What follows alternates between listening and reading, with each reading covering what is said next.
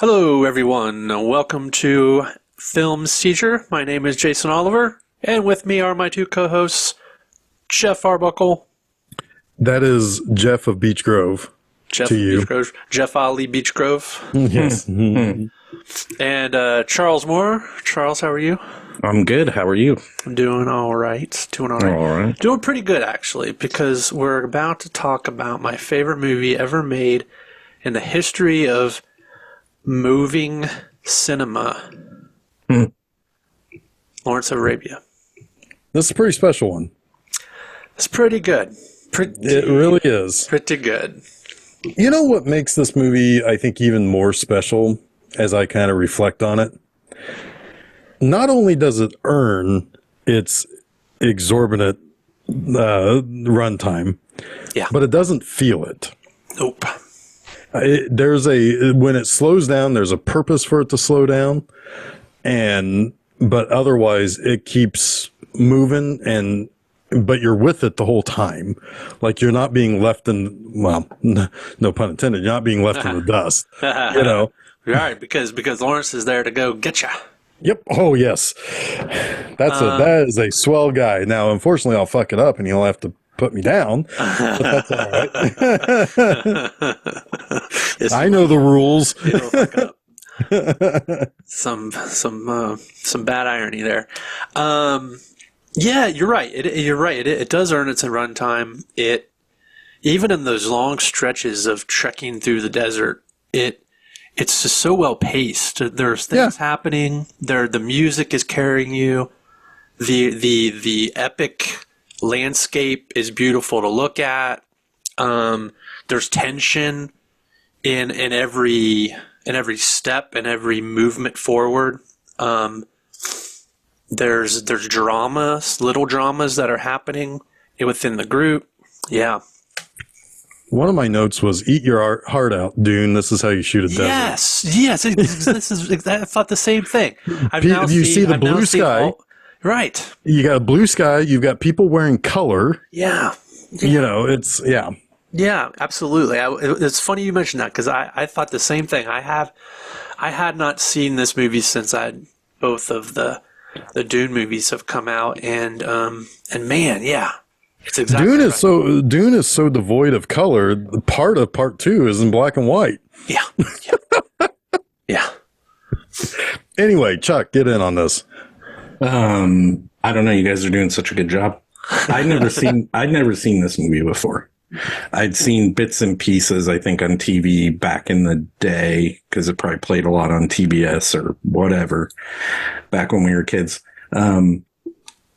I did think it's a little long, personally, but also probably because the first 5 minutes is a black screen, and why the fuck did they do that to me? I thought my movie was broken. It's a good old. It's a old-fashioned overture. Yep, it's a good old-fashioned overture. Yep, which we've encountered once before, at least on this show. What was it? 2001 has it. Yes, 2001 has it. Star Trek: The Motion Picture has it. Yeah. But it's good. It's real good. It's real, I would say, important. Some of the, I don't know if it's commentary. Maybe it's commentary on we have the trope of the white savior and everything. Mm-hmm. It's very white saviory at times. And you're like, oh, yeah. And then you have Obi-Wan Kenobi in brown face, which I'm sure comes up a lot over the last few years. I haven't done a lot of studying on this film, so a lot of this was new to me. And I was like, oh, and in the beginning of the movie, he's not even trying at an accent. Later, he does. It's kind of weird. He picks one up as the movie goes on. Ironically, this time Obi-Wan is a Sand People. Yeah, he sounds a little like Obi-Wan, actually. He does. When he's talking as Ben Kenobi. Yes. Yeah. They called him, Prince Faisal, and he's like, I haven't heard that name in a long time. So, yeah, those are all really valid things to bring up because it's shows a little bit of its time period and that kind of stuff. Also, but I also think though that the white savory parts is kind of it's kind of important to this, to what ultimately happens to him. Yeah, right. It's because, let's face it, this is based on a true story. This is based on, these things generally happened. Right. There is some historical debate over There's a lot of fiction historical debate, and like, you know, because Omar Sharif is an amalgamation character. Yes. Oh God, he's good in this. He's very good in it. He's my favorite character, actually. Although I liked Anthony Quinn a lot, but also too. like the white. Oh yeah, he's fantastic. Yeah. The white savior aspect to it is also, it's like, well, what did he really save? Right. He was, honestly, in the end, he was used. Right. Right. He fails in most respects. And in the biggest respect. He doesn't fail in most respects. He fails in the biggest one. He fails in the biggest one. And it's a naivete that he was his downfall, essentially. Right. Yeah. Well, and also, I mean, like, not only, I mean, he kind of exposes, I think, a big part of why the West will always fuck it up in the Middle East. This is not, we'll get to it. It's a hard thing to explain unless you understand what is being said about, like, how the people in the Middle East operate with each other and what their tribal senses are. That is very, like, Native American in a lot of ways, that you can't really just kind of pull together into one unified country. It doesn't work very well. And this is why we screw it up all the time over there but it's so fascinating that, the events of this movie, and the things that happen led in a lot of ways to the modern Middle East that we have today. Right? Yep. And because none of those countries like each other either. Right. And even, like, some of the problems that have been in Iraq with, the Kurds and the Sunnis and the Shias, and it's just like, and the Persians are vaguely part, but are separated from that. Then you've got Pakistanis who are vaguely, at least religiously, kind of tied in, but they're not fans of anybody around them. I mean, it's an area that should not really have the borders they have. So when discussing this movie, it's tricky to, like, talk about all of that because I'm not an expert on it. I know enough to be dangerous, but also enough to be, wildly wrong in probably a lot of my assumptions as well. The movie also has so many inaccuracies as far as who the man himself was and the events that happened, that it's, like, almost impossible to really use it as a real historical piece other than just kind of an entryway maybe into the real history. So, and they kind of leave it out of the movie too. The oil aspect of it, like the things that we would assume are big parts. And sorry to interrupt there, Jason, but they don't even use it as a part of the narrative aspect.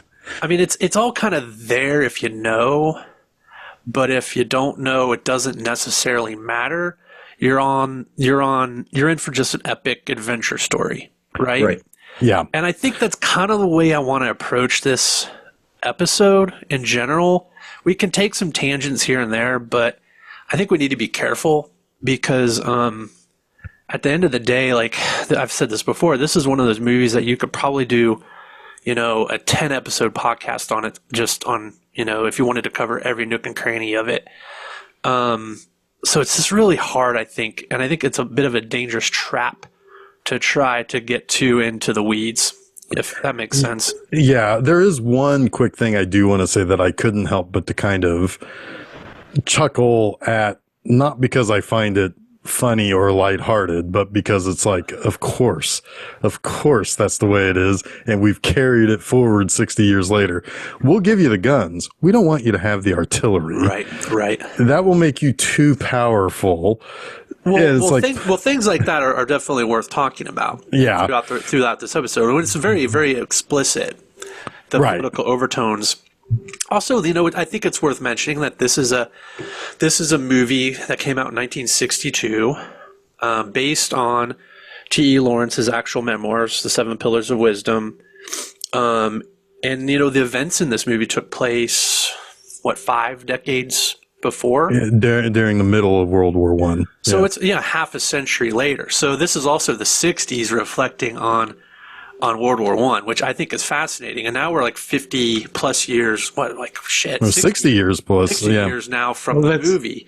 That's a good question then, because I didn't know this, and obviously Peter O'Toole looks the same age no matter what part of the movie you're in. Yeah, he dies in the motorcycle accident in the very beginning. I assumed he was in his 40s. Well, he is. I mean, T.E. Lawrence was 46 when he died. Yeah. Okay, so you're talking about not his memoirs, just the movie being made in the 60s. My bad. I misunderstood that. Right. That aspect. Seven Pillars of Wisdom was published in... it's completed in 22 and published in 27. Yeah. And when he says he's like 27 years old, I think then he probably is thereabouts in the film, because he dies 20 years later. He was born in the late or sometime in the 1890s, right? They said it, and I didn't write it down. In 88. Same year as my great-great-grandfather from Croatia. Well, there you go. You guys are obviously related. Totally. To Lawrence of Croatia. Lawrence of Oliver. Anton of Croatia. Yeah. Lawrence of Olivier. If you look at T.E. Lawrence, it's kind of wild. Like, they did a good job. They do look so... I mean, and the thing is, he wasn't even the first person picked. It's like, just look at the guy. Yeah. You got him. I got him. Got him. Well, I was kind of shocked when it said introducing Peter O'Toole, too. I'm like, oh, this is his first role? That's crazy. Yeah. Or first major role, anyway. First major role, for sure, yeah. He was a pretty well-respected stage actor before this. But yeah, first major film role. He's got them piercing fucking eyes, man. Right. Well, and there's some really good acting through those eyes too, because as the movie goes on, you see the idealism turn to a sharper, it's almost bitter at the big thing where Omar Sharif is begging him not to get involved. And he's just, you could see it seething, simmering rage in his eyes. Yep. Oh, and you can see him go crazy. You can see his whole, I love the sequence where he wants to just have a normal, ordinary job, right? When he comes back, and then he's talked back into going back, and you could see his whole demeanor shift, and just in his body language and in his face and in his eyes. Of course I'm going back. Of course I'm going back. It's like, oh God, it's like, it gives me and also such a good performance. That's when his back begins to bleed too. Yeah. It's like it's all coming out. It's like every pain, everything, physical and emotional, is coming out at the same time. Yeah. Good stuff. Okay. My history with this movie, I guess I should explain that a little bit, because was this a first time watch for you too, Jeff?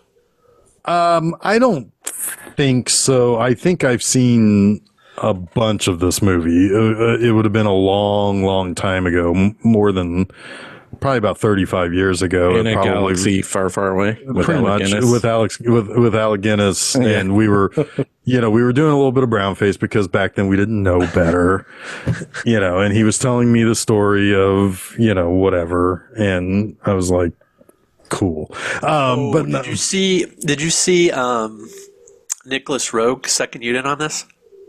No, I didn't. I did not see that. Yeah, that's awesome. It's pretty cool.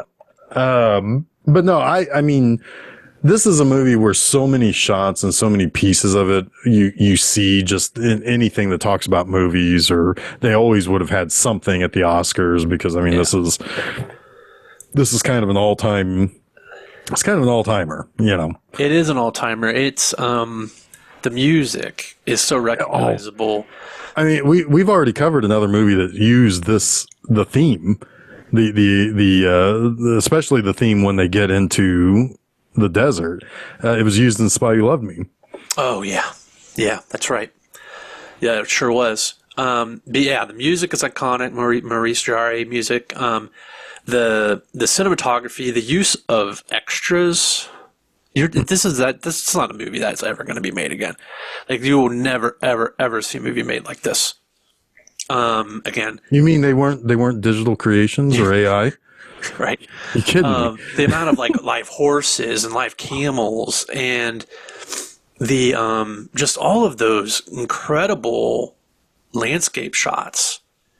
Not using any sort of matte paintings or digital backdrops. Like, oh my god, to shoot some of those scenes with just that perfect sunlight, it must have been just maddening. Well, and then there's a scene in which, I mean, biplanes are flying around in a canyon dropping explosives on people. And those are probably like maybe 10 feet above people's heads. Yes. It's crazy.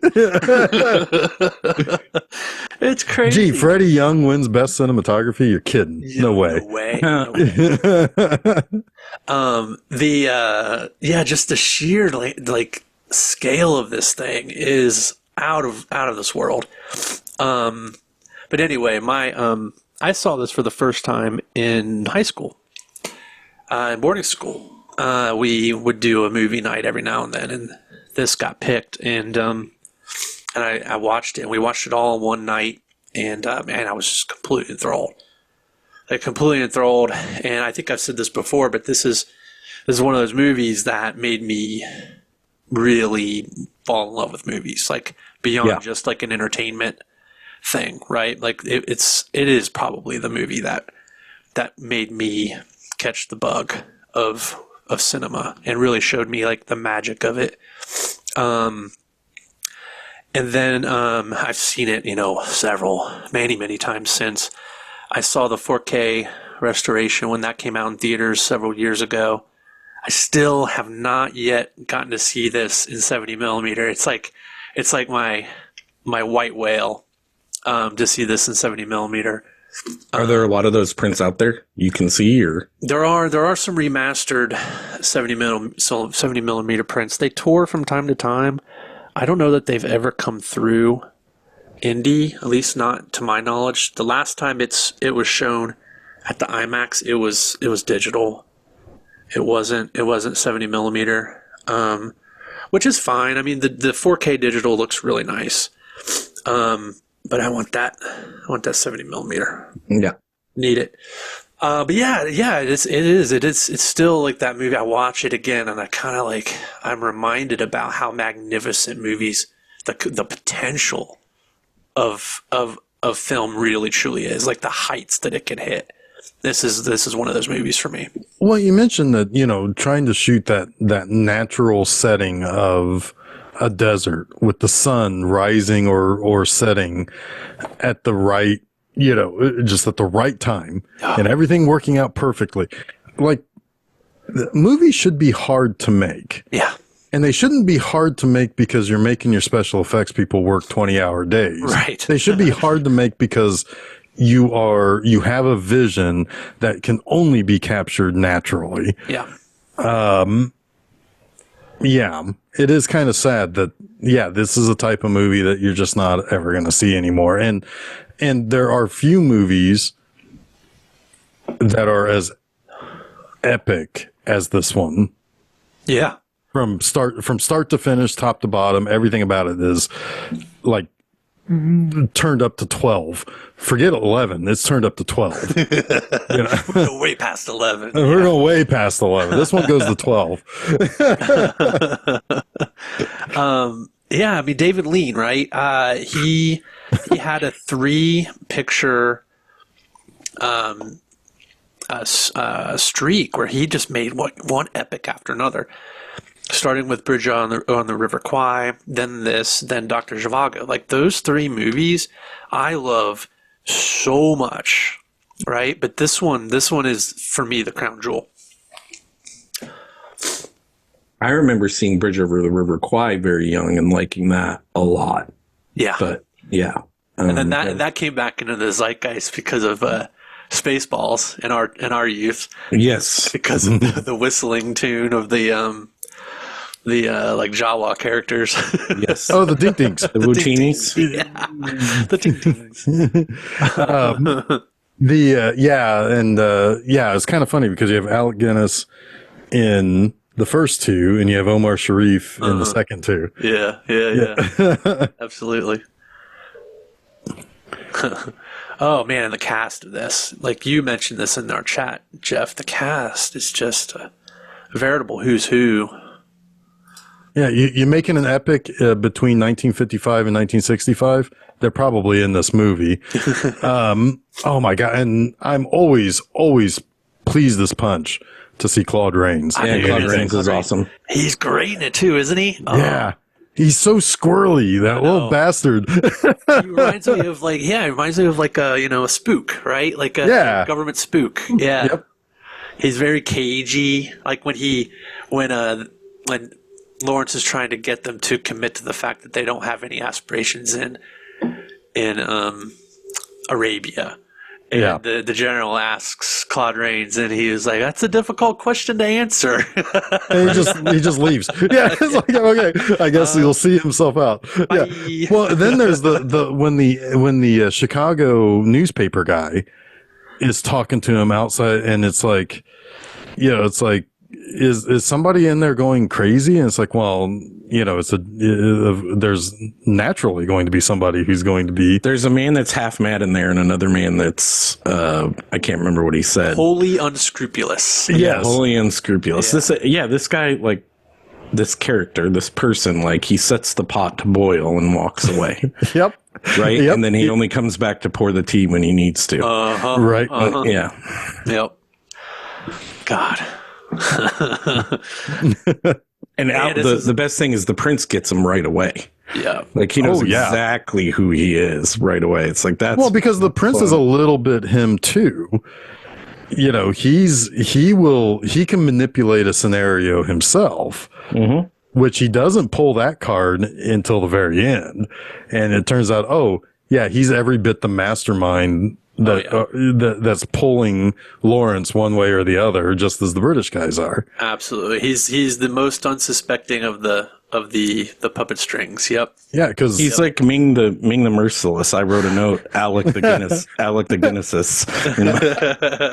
Alec the Guinnesses. Well, and the way he lays it out too, where he's like, you need to be a general, I need to be a king, and at that point you realize, oh shit, he's got all the cards. Yeah, you've lost this argument, but it's all. I mean, we'll get to it. It's all in name only, right? Like everything is in name only at that point, or like none of it really matters. Right. It's a bit disheartening. Yeah. Yeah. This is the snake eats the tail, right? Right. Boy, we got a lot of movie to talk about.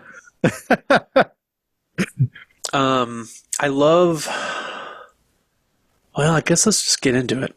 The movie begins at the end, right? Right. Like we see Lawrence, just kind of farting around with his motorcycle, and he ends up crashing and dying. And I love right out of the gate, you get politics, right? Because the guy who wants to write the obituary or write about T.E. Lawrence is going around asking people what they thought of him. And out of one side of their mouth, they say one thing, but then under their breath, they're like, this guy's a real asshole. None of them really knew him. No, right? but there is a sense that he was dangerous to them. Or at least to this British way of life, Yeah, they certainly didn't like what he was trying to do in the Middle East, most of them. But he's also like, how do you talk down about a man that accomplished so much? Right. So they are speaking out of both sides of their mouth. Like, we have to give him credit, but we also don't have to like him. Right. Yeah. And you are kind of set up to really kind of think this guy is a real asshole, because then when we do flash back, we think of him as this kind of rich boy, kind of smart aleck sort of officer. Well, I don't even know if he is an officer really, but one of the notes that I had was that all of his, the army basically, when he's stationed in Cairo, basically treats him how I was treated when I worked at Airtron, which was an air conditioning company where I worked in the warehouse, and I was the only guy there who got called college boy, even when I wasn't in college.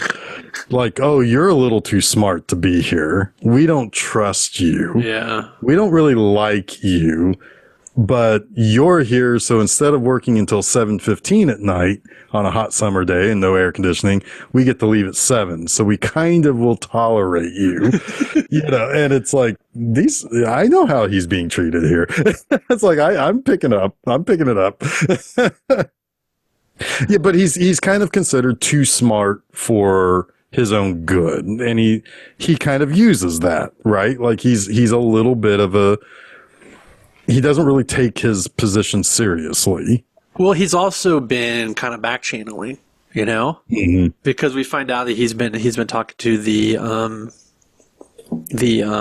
Arab desk. What do they call themselves? They call them the Arab. You mean Claude Rains' character? Yeah, his character. I don't know what his position is, but yeah, he. It's like it would be like that desk of the FBI, but it's like they're the agency. It's like whatever agency within the British military is assigned to Arabia. Like that guy's the head of it, right? Right. I can't remember what they call it. It's like I say desk because that's, I think, a CIA term, but Consulate. it's not even that. It's not a diplomatic role. It's an intelligence role. Right. Yeah. Right. Yeah. Anyway, but he's been in touch with Claude Rains, who's head of that, the Arabia branch of the intelligence, and then you find out the Arab Bureau. The Arab Bureau. Yeah. Thank you. Yeah, Bureau. And then you find out that Lawrence thinks he knows something. It's a little bit actually kind of odd here because you think he's just kind of trampsing in to meet the general because he's got some information in the newspaper about the Bedouins who have attacked some outpost. Turkish outpost. Some Turkish outpost, right? And he's like, I bet they don't even know it happened, right? So you can see his arrogance. He's like, I'm going to go talk to the general about this right now. But then when he gets there, the Claude Rains, the Arabian desk or bureau, is already talking to the general, and they're already discussing him. And then he shows up, and you find out that the Arabian bureau and Lawrence have already been kind of conspiring for this position that Lawrence is going to go to Arabia and learn more about this revolt that's starting to happen, this Arabian revolt under Prince Faisal. Right, because there's already a man there advising him on the war itself, but he wants Lawrence to go there to learn what his later plans are for the area. Why is he really fighting this war, right? Which is kind of cool. Appraise the situation. Well, that shouldn't be too difficult. The situation is bloody awful.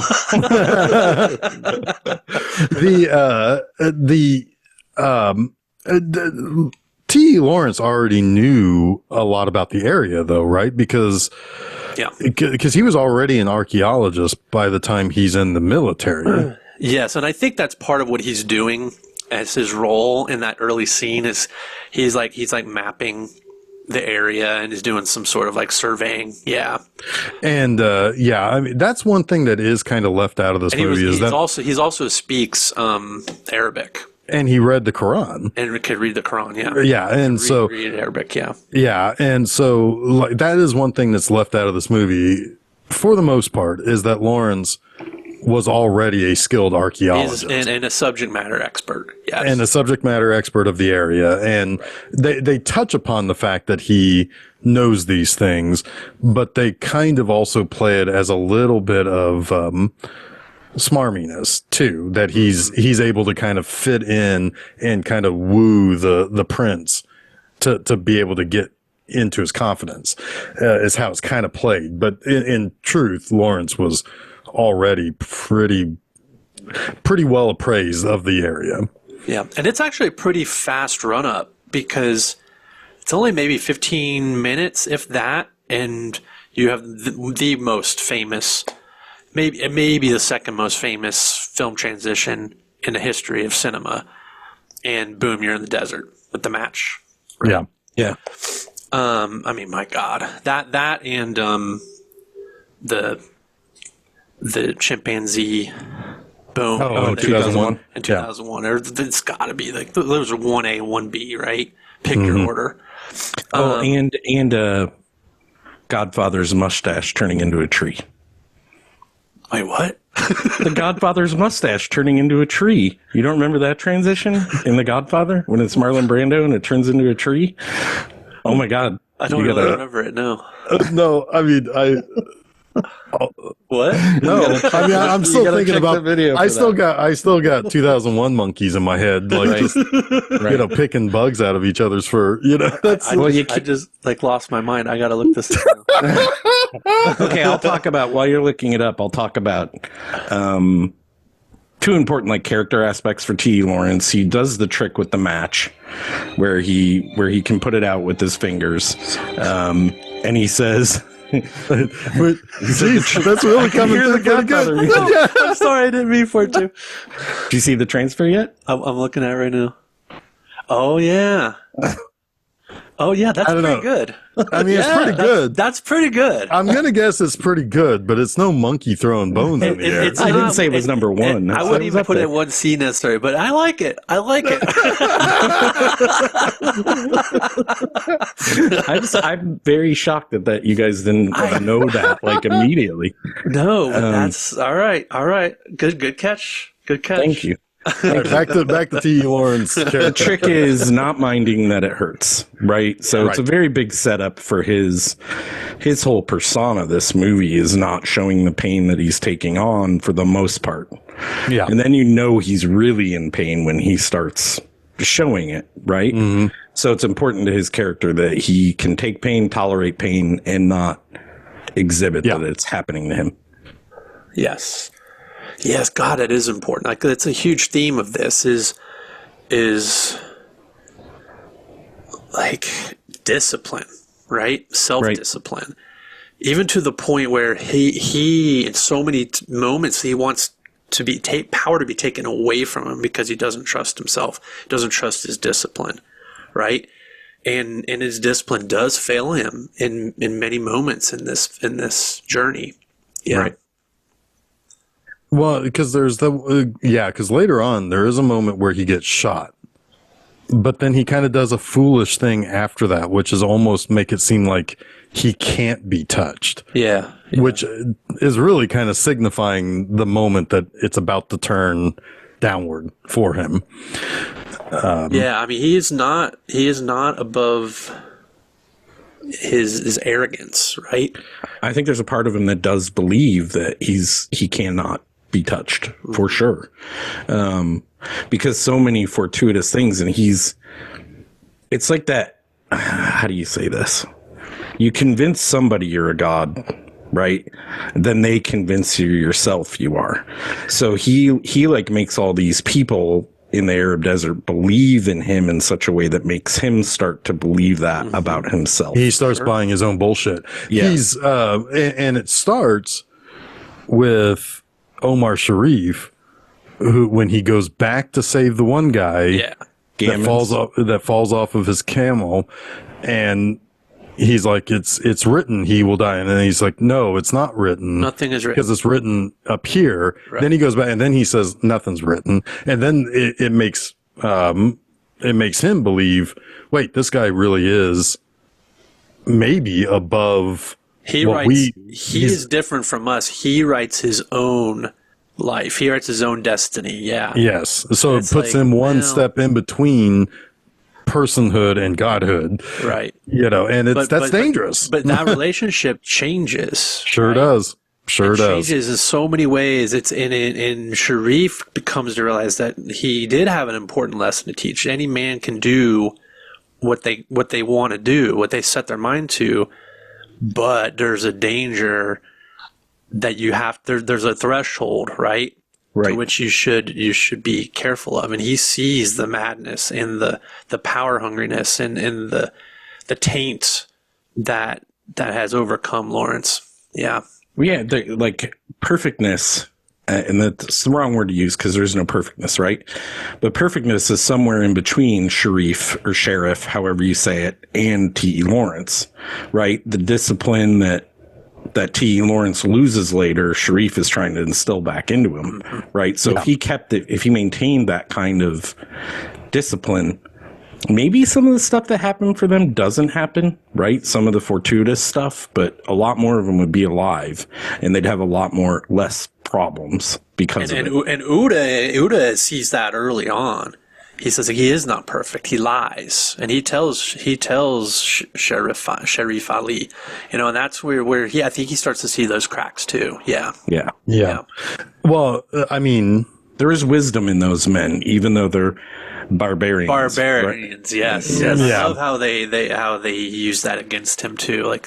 They're very strategic in how they politicize his words against him throughout the movie. Yeah, it's always in a point where he needs to hear what he said about them. For sure. It cuts him back down to size. Yeah. Well, and I think that's why I don't necessarily think that this is entirely a white savior scenario because Lawrence is so flawed, but you like him, but he's put into a scenario where he does want to help these people, but he always takes it one step too far. And then he's got to be pulled back, or he's got to be snapped back more likely. I agree with that he's fallible, absolutely 100%. But the white savior nature of it is that they would have never accomplished any of this without him, regardless of whether he's fallible or not. They wouldn't have walked across the desert. Right. They wouldn't have taken. Sure. They wouldn't have taken. I forget the first city they take after the guy falls off the horse. Like him going back. Aqaba. Yeah, Aqaba. Yeah. Yeah. But it also wouldn't have happened if Prince Faisal didn't give him 50 men. Right. Absolutely. Send Sheriff Ali with him, right? So there is a mutual gamble, I guess, happening here. Right. Well, the biggest gamble happens when Anthony Quinn comes along, but we'll get there. I think most important here is Sheriff Ali is there's a interesting first meeting between Sheriff Ali and Lawrence nearly, I mean, which really kind of becomes a really, really nice change as the movie, like that's a really nice arc that those two go through. So Lawrence is being guided to Prince Faisal's camp, basically. And what was the name of the first guide?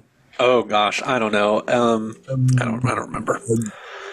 I mean, he's got a very important purpose to have here, which is they become very close, and it is very clear that Lawrence is kind of flexing his muscle as far as knowing what he knows about the area. Yeah. And that there's a mutual mutual dialogue between the two of them, if not entirely mutual respect at first. Well, yeah, but it's really a good storytelling, right? Because you think that this guide is going to be a very important long-term character in this movie. And you see that mutual respect. You see the man, the guide, kind of coveting Lawrence's gun, and Lawrence gives it to him.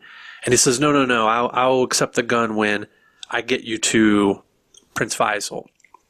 And Lawrence says, no, take it now. So it's like he's wanting him to trust him and gain trust in return, right? There's a bartering of trust. Yes, and then he wants to give him better food And, and I love that. That's another one of those great moments where he's acting with his eyes, Peter O'Toole, because he tries the food. He doesn't want to, but he's like, I need to. And he tries it. And he's like, yeah, delicious. He's like, oh, yeah, would you like some more? He's like, fuck. Yeah, sure. But yeah, there is like that bonding that's happening. It's, my first friend in the desert. Yeah. And, but then it all changes when they get to the well. Yeah. So they decide to stop for some water. The guide is going to basically fill a whole bucket of water and basically give them water for the rest of their trip, essentially. But there's a horse riding off in the distance their way, and the guide starts to get a little nervous about this, and the guide just ends up getting shot dead. Yeah, I love that shot. I love the shot of the Black Rider coming in from the because it's coming in through like the wavy heat. Yeah. It's like going almost a mirage at first. Yeah. And very Western, right? Yeah. Oh, it's shot. Well, it's shot like it's straight out of a Western. Yeah. Like seriously, the Italians were taking notes there. For sure. We'll talk about that next week. Yeah. So then, and Lawrence he's scared, he's mad, and he's also standing his ground. Yeah. So you kind of get a full breadth of what he is capable of in a stressful moment right here, because he does not hold back in calling Sharif Ali he's a murderer. He's a barber. He's a barbarian. My name is for my friends. My friends are not murderers. Yeah. Yeah. And like this guy could shoot him dead, but Ali has no interest in that. In fact, he's actually, you're welcome to drink out of my, it's like he knew the rules. Right. He is not welcome. Yeah. And so you also get a little bit of an idea of like this kind of tribal, territorial kind of feeling of this area. Yeah. And this is when Lawrence calls him, I forget the exact words, I'll paraphrase, but he says, this is the whole problem with Arabia. You'll never achieve any common goals if you keep fighting one another.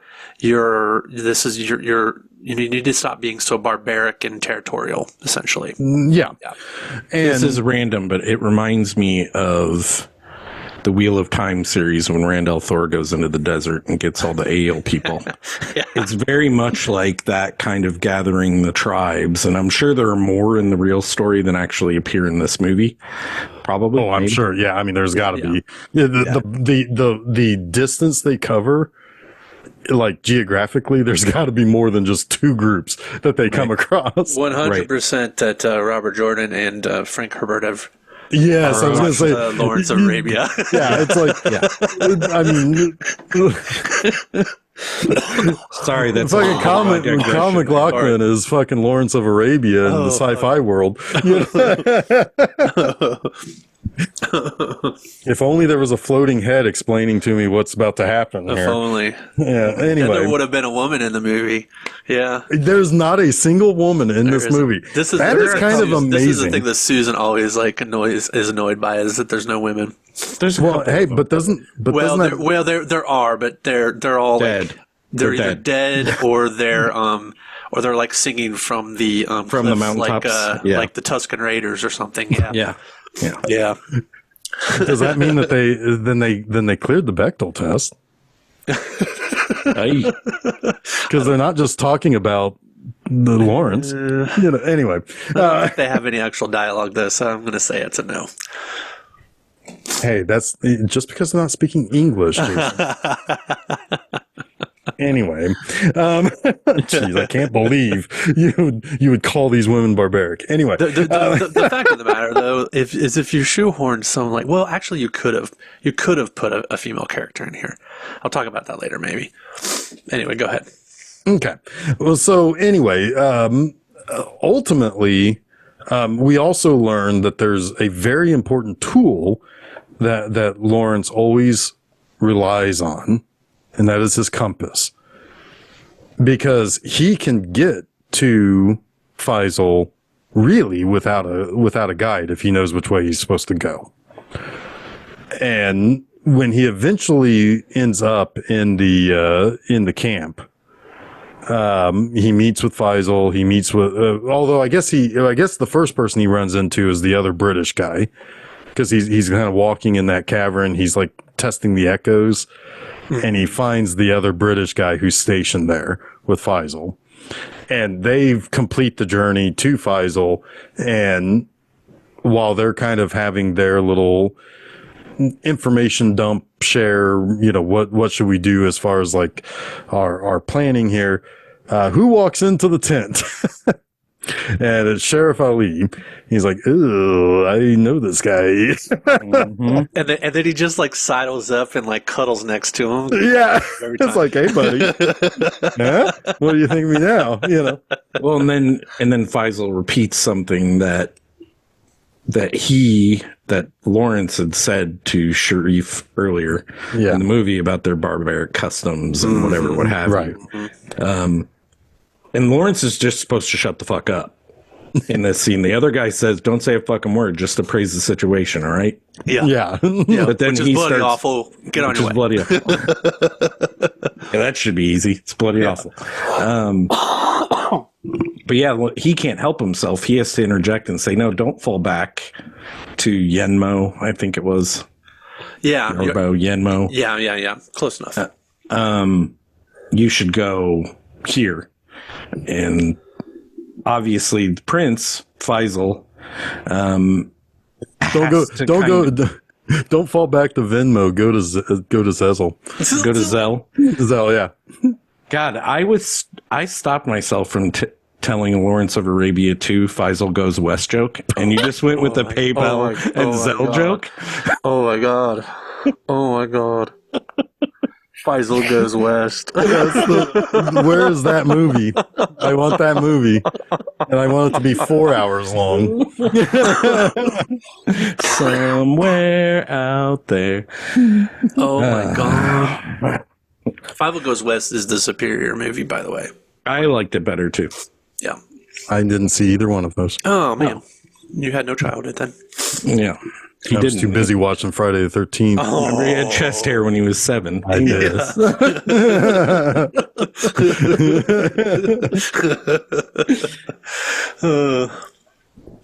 Fuck. All right. I'm so lost now. So Faisal says, "I'm going to fall back," but this is when he gives the 50 men to Lawrence to go across the desert. Well, Lawrence goes out on like a little bit of a soul searching, because he storms out, right? And he spends the night thinking about it, and that's when he's like, Aqaba. And that's the plan. Go get Aqaba, because there's going to be there's going to be gold there. There's going to be munitions. There's going to be and it's going to be a strong point. It's an important city to the Ottoman Empire. So then he talks to Sharif Ali about that, and he's like, no, you can't go to the Prince with this. This is not good. And the Prince is like, yeah, I'll give you 50 men for it, and I'll give you Sharif Ali to go with you. And he's like, deal. Well, I like something that Faisal says here, because it tells you a lot about him. He's like, did he break confidence in telling me your plan? Yeah. And when he says when Lawrence says, "Well, no, he is he answers to you." Yeah, he reports to you. It's like, well, I noticed that you didn't tell your colonel, right? Or your major, I think it was. Yeah. It's like, well, because this is when Lawrence is talking about how he's not entirely there to serve the British interest, which does concern Faisal a little bit, because it's like, whose side are you actually on? Yeah. Who's Lawrence's master in this case? And I think what Lawrence is trying to prove is like, well, we don't like, nobody likes the Ottomans. So and you probably deserve your own thing, and I'll gladly help you with that. The desert is your ocean, and you should attack as such. Like all that stuff about this is your land, you need to unify it and keep it for yourself. That's the least fucking British thing ever to say. Yeah, and Faisal says it seems that you British have a keen interest in desolate places. Yeah, I wonder if you aren't one of those people, right? Mm-hmm. Yeah. Yep. He understands the imperialism. Like, Faisal is no dummy, right? He plays a little coy. He plays a little dumb. The fact that Lawrence kind of shirks his own authority makes him almost vulnerable to manipulation in a way. Yes. Right? Yes. So he uses that. Yeah, it's like make him feel like he's doing something good, and you've got him. Mm-hmm. And you can make him do whatever you want him to. And because one of the things also is that, like, we talked about the planes dropping bombs on people, but we didn't talk about the scene when he arrives at Faisal's camp and it's being attacked. And Faisal's talking about how it's like, we have camels, they have machines. We have, essentially swords, and they have guns. Yeah. And immediately that's already got Lawrence on their side, because he sees a more advanced army wiping out a less advanced people. And at that point, you've already got him. Mm-hmm. You've appealed to his nature of that's not right. And that's where all of this spins out of, is that he feels that one side is more advanced and taking it out on the other side. Mm-hmm. So it's a big experiment to take these 50 men and cross a really, really, really hot desert. It's like really, a fucking million miles that they gotta go. The sun's anvil. Yeah. The reason they're going to do this is because if they attack from land, they'll be able to take the Turks from surprise in Aqaba, because all the 12-inch guns are facing the sea and they can't be turned. Which you kind of get a sense that Lawrence isn't 100% sure about that. But he's guessing. But he's guessing. They're pretty heavy. It's heavy artillery. It'd be pretty hard to swivel, and why would you, right? But he's kind of guessing. But I love Sharif's like, and for good reason. They're pointing at the water, because no one's going to come from land. From the land, right? They're all trying to talk him out of it. And but they're like, all right, you crazy bastard, let's give it a try.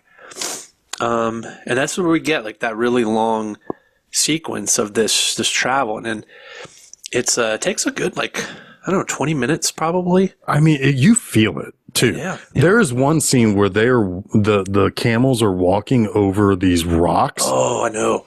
And it was like hurting my own punishing feet. Yeah. It's like I'm hurting watching these camels. And the sound design of the camels, like almost in anguish too. Yeah. Walking over them. Yeah. And this is also where you really get the idea of the danger of the desert, because there is a horror in seeing an unmanned camel. Yeah, if you drift off and you fall off your camel, it's, if nobody notices, you're dead. Yeah, because they can't go back for you. Because they can only survive in this desert for so long. Yeah, he said when the camels start dying, we start dying, and they'll start dying in 20 days. Yeah. Damn.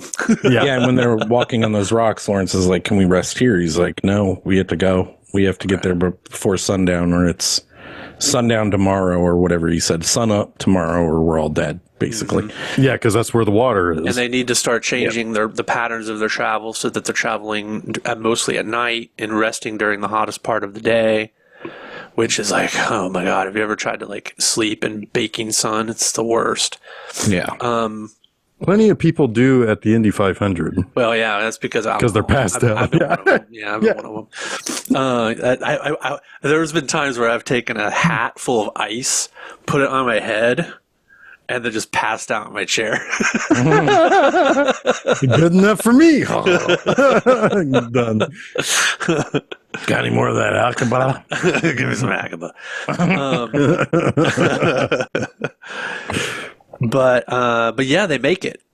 but they notice that it's which one is Gassam. Gassam. Gassam. He's the one that earlier helps introduce us formally to Daoud and Raj. You mean the two boys? the two boys. Yeah. Oh yeah, because they've been kind of following Lawrence around. Yeah. And then they end up kind of stowing away or following on foot behind them. It's Yes. Faraj. Faraj, yes, thank you. Yeah. Daoud and Faraj, and they have met at the oasis before they make their official journey into the desert, and he catches them. Gassam does. He's like, they want to serve you, Lawrence, and he's kind of funny about it. He like helps them negotiate the price of the. Yep. It's like 1 shilling per week, and he's like, that's a fair price each. That's too much. But Lawrence agrees to take them on, and but it's Gassam who ends up missing, and Lawrence decides to go back and get him. To which Ali is like, no. Ali is almost despondent about it. He's like, it's certain death. You'll die. And It that is why written, yeah. it is written that he is dead because he felt, he drifted. Right. And he had warned Lawrence earlier on the trip about drifting too, which was a really cool moment. There's one thing that always annoys me about Lawrence on this part of the journey is when he's shaving, and Ali tells him that's water wasted, and it is. That's fucking water wasted. Yeah. Like, But man. that's Western sensibility. I know. Not realizing that, like, Oof, that it's- still like annoys me. All right. well, yeah. You're pragmatic. You're not, you're not T.E. Lawrence, who is a little aloof. But and by a little, I mean a ton. His eccentricity is like really coming out there in Right. like a dangerous way. Yeah. Right? Yeah. I get that it's probably just supposed to be like a little bit of a marker for Lawrence, because later on he does like let himself go. Later on, and he even makes a comment before he meets the general, I guess I should better shave, right? So there's a contrast being made between old Lawrence and new Lawrence. New Lawrence happens very soon because new Lawrence comes with a new set of clothes. Right. That is very true. So he does go back. He gets Gassam. They arrive, and Lawrence at this point, and this is where, when he goes off, this is kind of like the Empire Strikes Back and I'll see you in hell line, where it's like, it's not written, it's like nothing is written, you fool. I'm going to go and do this, or die trying, basically, because it's the right thing to do. And this is a little bit of kind of British military kind of idea where it's like, the idea of not leaving a man behind. Yeah. No man left behind. Yeah. Right. And which is funny because later he practices very American Revolutionary War tactics of guerrilla warfare, which is very un-British even at that point. He also enacts very 80s childhood nightmare. Well, yeah, there's quicksand. Yeah. Of course, there's quicksand. That's a little bit later, but yeah, I know. But so he goes back, and when he saves Gassam, then it's almost like he's a god in a way. It's like he did the impossible. It went back and saved somebody. It completely changes the way Ali views him. Yeah, Like the way he's looking at him when he gets back, it's like there's so much astonishment in his eyes. Like that's another great eye acting moment in this movie. You're right. Astonishment. Reverence. Yeah. Like almost religious reverence. Worship. Like he chastised the boys earlier for this isn't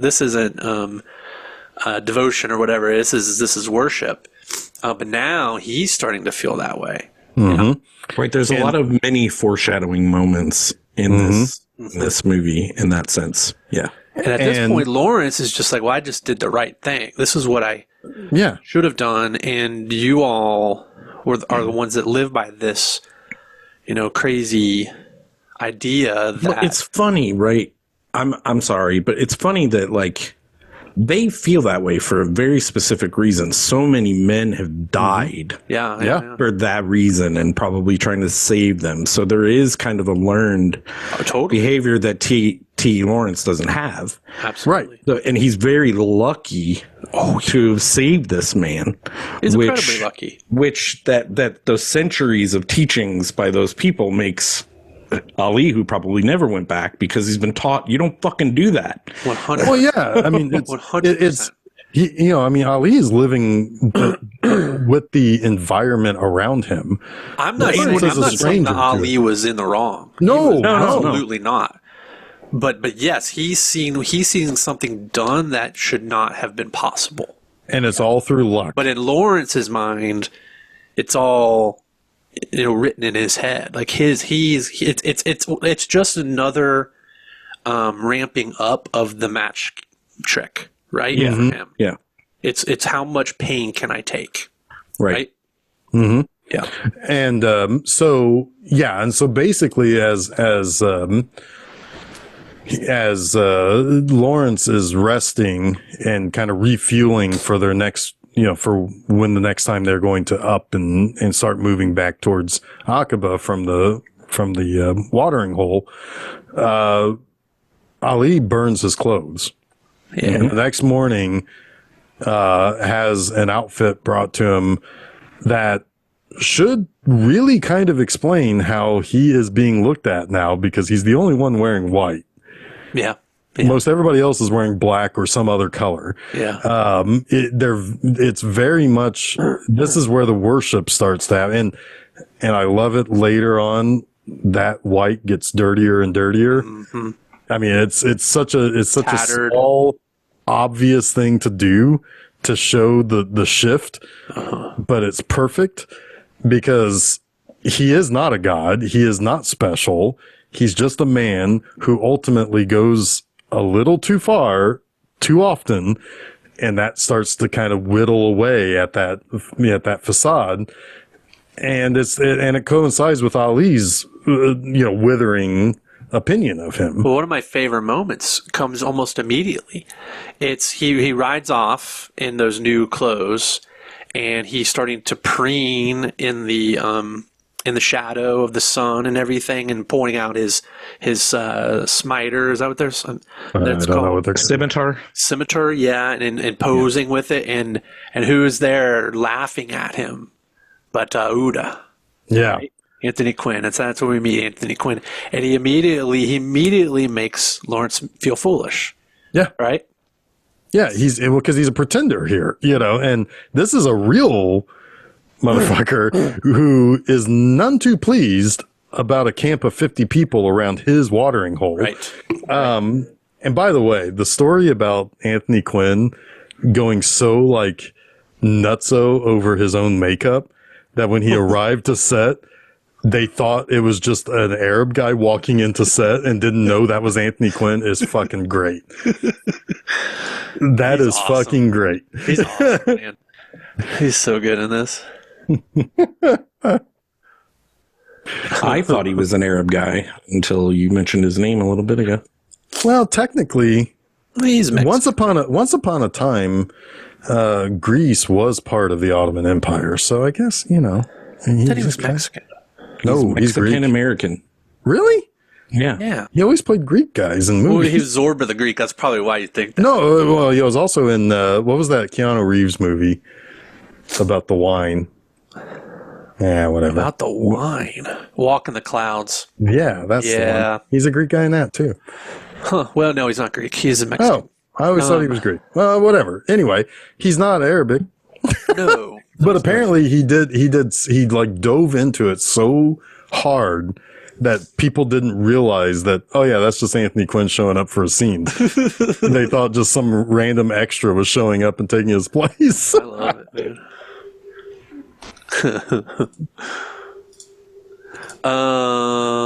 Okay, yeah, so this is where we meet Uda, and he's got his boy with him.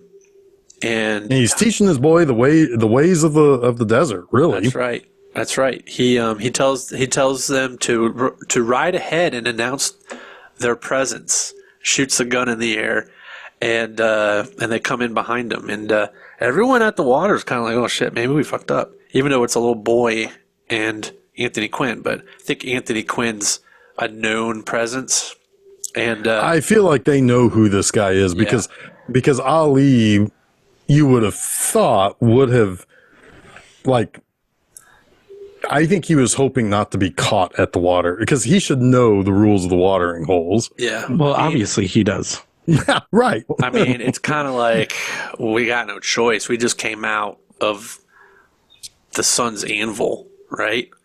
And that's kind of the point he makes is like, hey, man, we just did the craziest thing in the world.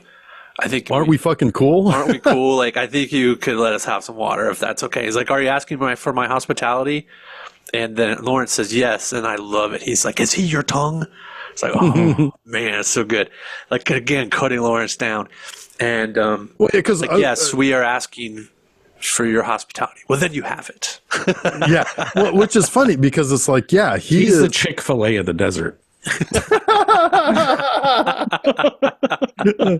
just slightly less crazy. He's like, it's all my backed pleasure. up into the main My pleasure. street. Yeah. Yeah. Oh yeah. So many cars on Southport waiting to get to the fucking watering hole. Guys, I cannot tell you how excited I am that we got a Panda Express and not a Chick-fil-A here on Emerson. I was so scared. It's Anyway. perfect. But I mean, but like Uda is like, he is not like, actually, isn't he a little bit more on the Ottoman side? Well, Like, he has in no their interest purse. in, He's in there. he's in their purse, right? So he has no interest in a British man being, I mean, like, speaking for anything. no. But Until- he wants to entertain them and have a feast with them. Come dine with my tribe. And, you know, I think he kind of knows what he's doing. He's opportunistic. What can these guys get for me? And that's when Lawrence kind of says, like, well, how much money are you getting? It's like, I'm getting paid well, like 150 guineas or whatever. It's like, He says that's 100, nothing. and Lawrence says, I heard 150. He's like, where did you hear that? I have long Right. ears. And regardless, it's a drop in the bucket. Right. We know where the coffers are. Right. So join us and we'll get those coffers. Mm-hmm. And, Where do you think that gold comes from? A big chest in Aqaba. Yep. Yep. And so he basically speaks his language and kind of romances him onto their side. It's a really good scene where they talk about service, and that they serve the Turks, and he's like, "Oh, we serve the Turks." It's like I make all of this, but yet I'm still a poor man. Why is that? Because I'm a river to my people, and his people cheer, and they're like, he gives everything that he gets to his people. Sounds like communism. Is that service? And Lawrence, there's a really, I love the way he mouths it.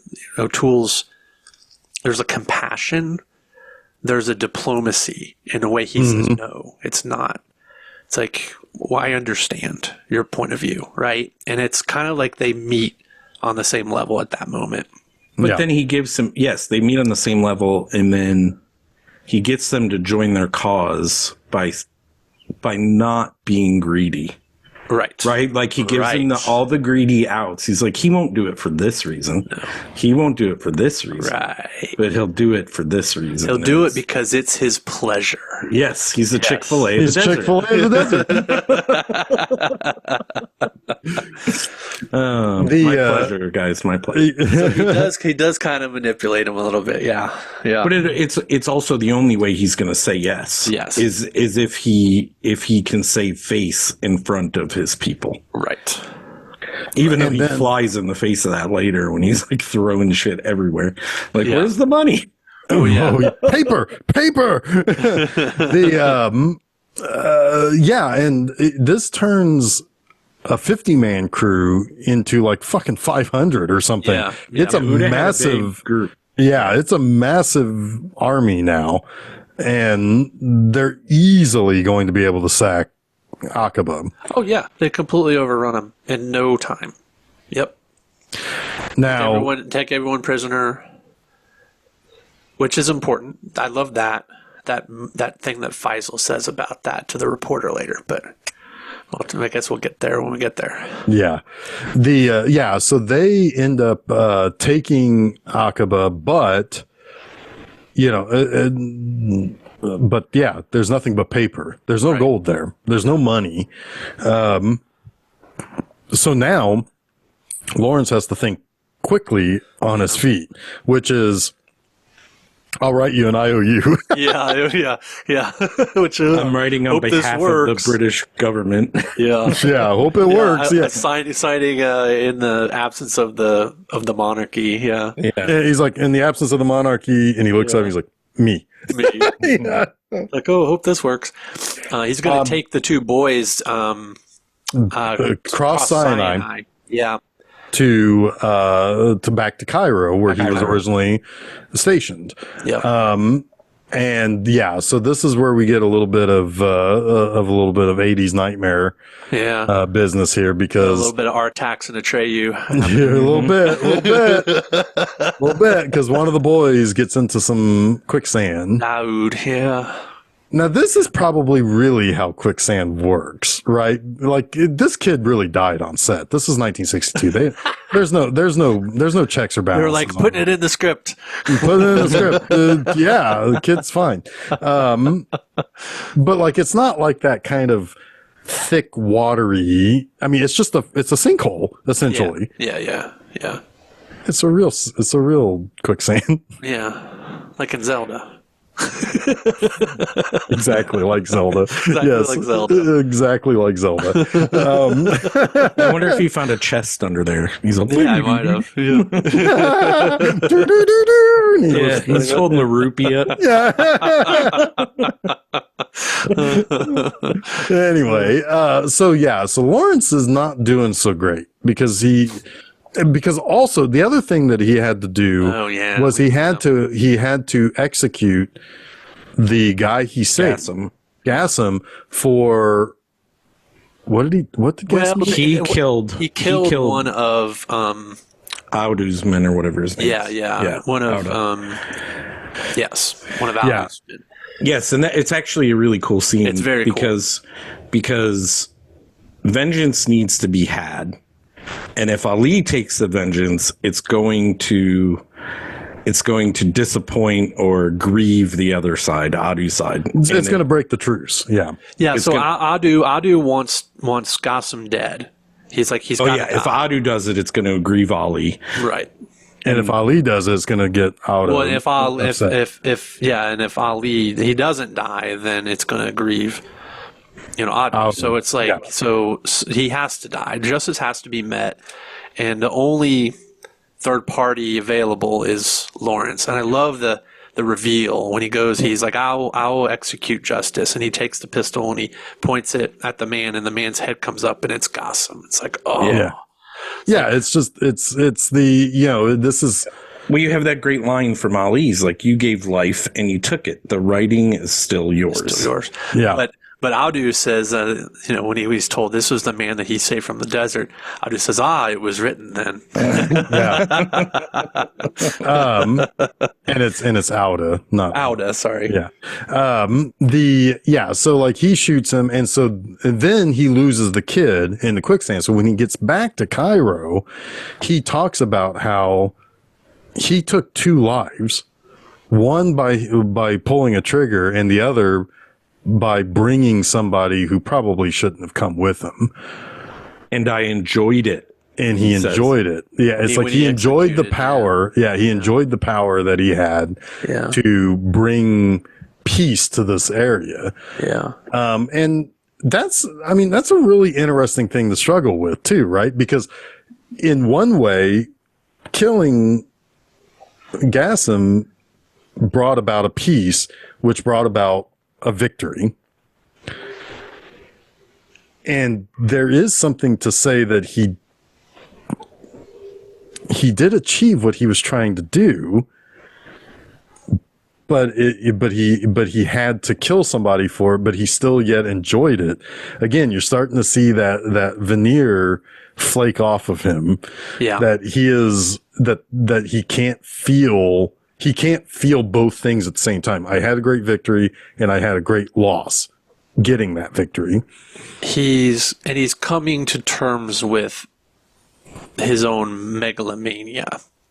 Yeah. He's recognizing it and he's afraid of it. Yeah. And this is where, it's now General Allenby who has taken over, which that's a step in the right direction, he says. But it's got the scene in the officers' bar where he brings Farage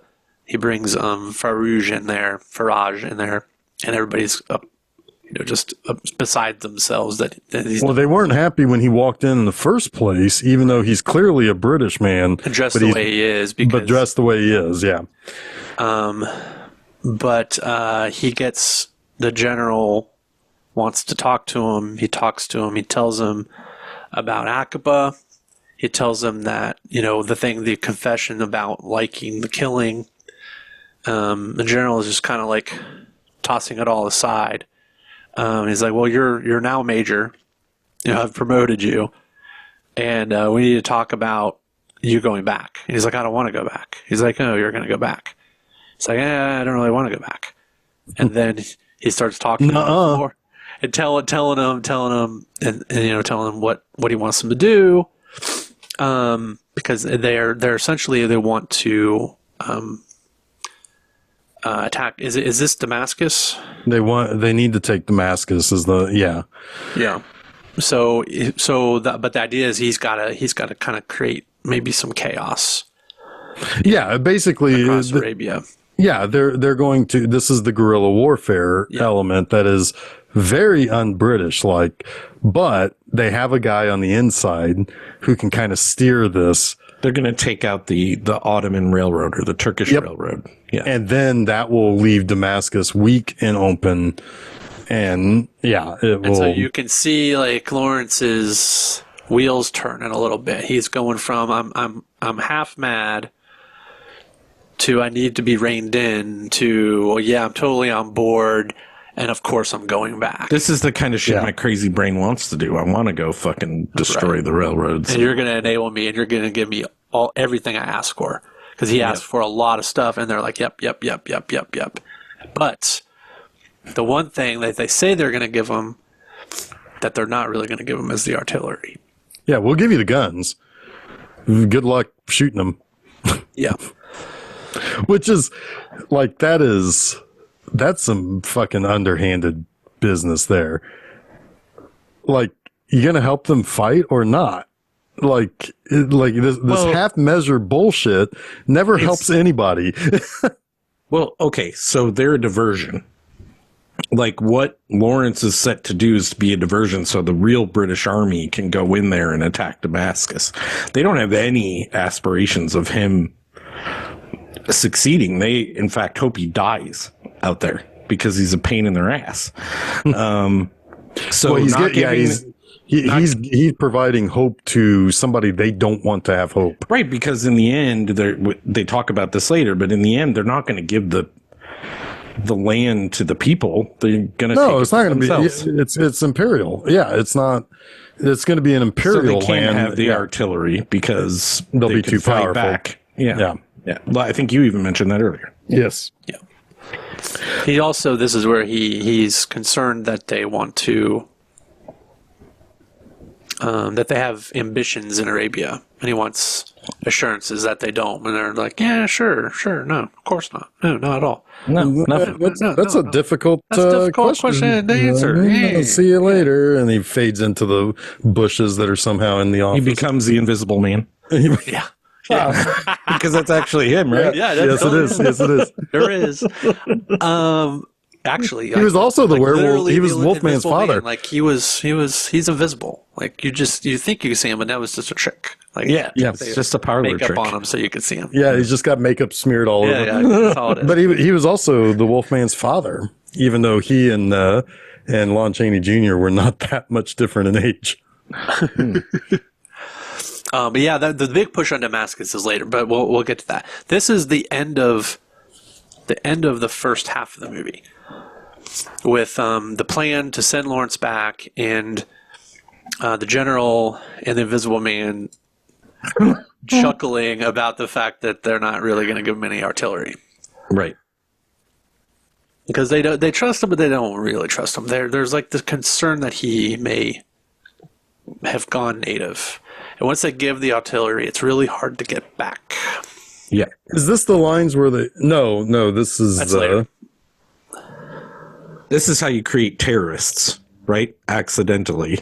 Yes. Yeah. I mean... Kind of, sort of. Yeah. Sure. Yeah, kind of. Yeah, I mean, it's providing assistance and then turning your back on them. Right.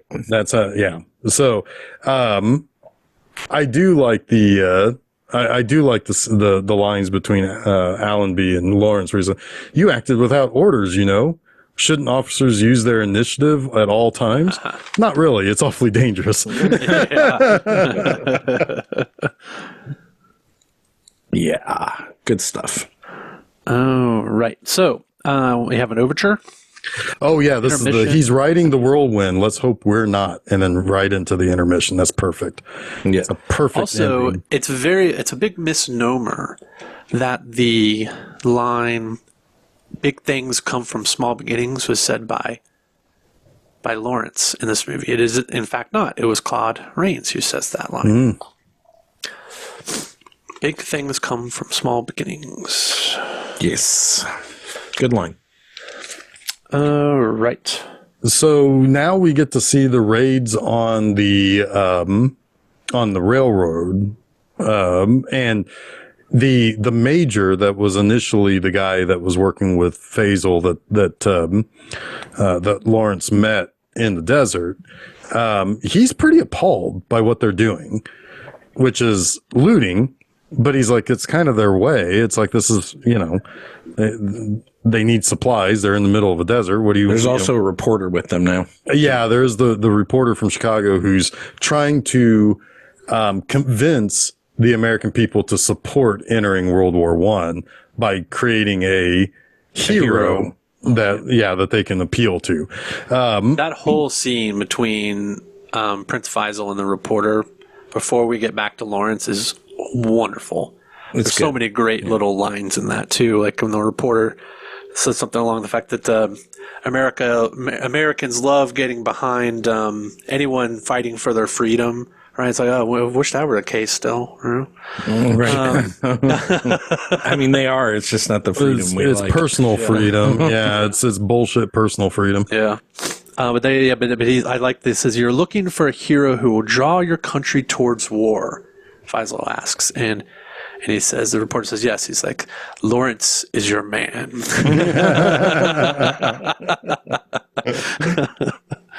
I also like when he talks about all of the prisoners in Aqaba. Like they took all of them prisoner. They did not execute any of them.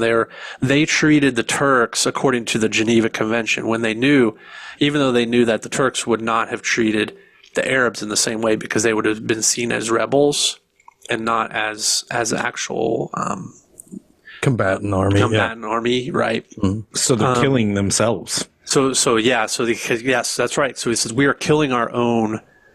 We're killing our own wounded because we can't. The ones that we can't bring to safety because the Turks will torture them and it will give them a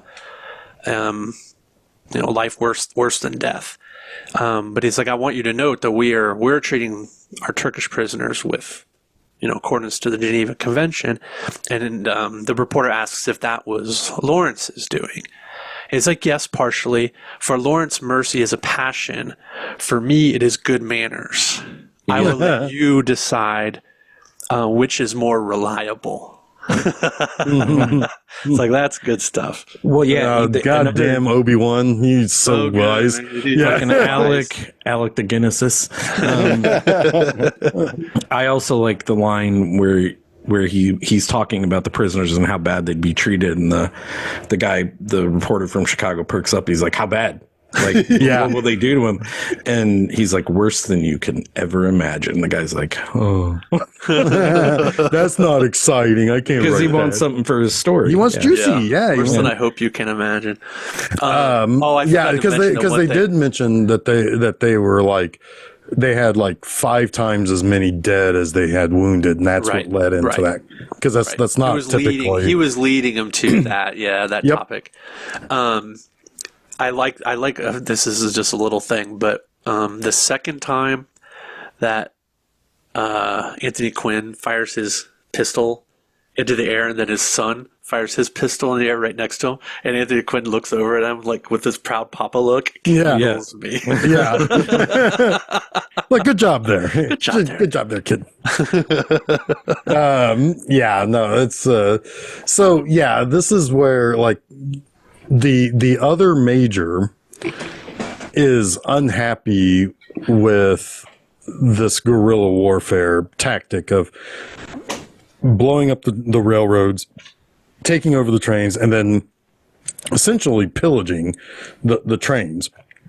He sees it, of course, as being below British, standard of war, and then kind of barbaric. But I mean, he's told it's basically a way of life for them. They have to take what they can't just leave stuff behind because it might be important for their survival. But he's like, they're going home. They're taking this shit home, man. Yeah. What do you have? 50 people left? Yeah. It's Exactly. Major Brighton, by the way. Brighton, yes. Yeah. So he, so basically, yeah, and it's like, the next time that we see them about to attack a train, there's a single car that has a single white horse in it. So that horse is special because all the other cars are like loaded with horses. Well, yeah, because what did Abu say? He needed something. That was a certain word. He needed something. Oh, well, yeah. Something special, basically. Yeah, because he wanted something that honorable. Something honorable. Yeah, The clock didn't work. The clock didn't work. He traded for the clock, found out it didn't 2 work. lamps for a clock, and he smashes it. Yeah, because it doesn't work. So you need something honorable, and that white horse sure does look pretty honorable. Oh my God, it's 100% what he's going to take. As soon as you see it. So they attack the cars. They get the horse. This is where Lawrence gets shot. There's a guy that's wounded. I think he gets shot the train before, but it's the same because they take this train out like easily. Yeah, because there's only 2 cars of people. It's not the big long train. But either way, he does get shot. Yeah, he gets shot. He gets winged in the arm, and like it hurts him. But he summons up the match strength. The strength to basically go back up to the top of the car where he was standing and basically, again, build this legend around him that's kind of bullshit. And now there's pictures. And there's pictures of it. And they're going to be shown in America. They're going to be shown in America, and he is essentially ascended to a demigod of sorts. This is another one of Faisal's really good moves that he makes in this movie that you don't even know is like a Faisal kind of thing yet that he's like orchestrating. Mm-hmm. Yeah. And and this is and Ali is quite concerned about all of this because it's very clear he is like he's going too far. He's a little too drunk on power, or at least on his own sense of what it shows there's a limit of what Ali believes his godlike qualities are. He knows he's still human. And T. Lawrence has kind of gone beyond that threshold of like, how special a person are you? Now he thinks he's invincible in a lot lot of ways. Well, he says he's invisible. Yeah. Later, well, he says he's invisible later, but he also thinks he's invincible right now. Yeah. Yes. And it's almost like they have the 180 line has flipped, right? Like the one guy who is just doing the best he can as a man now thinks he's more special, and the guy who thought he was more special realizes this guy's just a guy. He's not. He's fallible. He needs to protect him though. That's Right. to say he still believes in him 1,000,000% at this point. Well, he still feels believes like- in what his capabilities are, but he's not. He doesn't revere him quite the same way as he had. I think the reverence is. I'll just agree with you because I think there's a little more nuance there. But I'll just agree with you. Yeah, I mean, there is definitely nuance there, but there's a difference now between when he came back with Gassim to now. Yes, he needs to drag him across the finish line because he knows he could die, right? He knows he could. I don't know. It's good. That scene is good when Abu gets his horse after because it's Auda Abu, right? Yeah. When he gets his horse, he leaves. Yeah. So basically the whole army is gone and it's winter. Nobody's going to fight during the winter, but T. Lawrence is like, we need to press on. And they go to the top of a mountain. I don't know what's happening in this scene when they. Yeah, Jason, you got something for us there. Well, they're I think they're just in a cave, right? They're trying to survive the winter. Survive the winter. Yeah, and there aren't very many of them left. And what Lawrence wants to do is to go into Dara.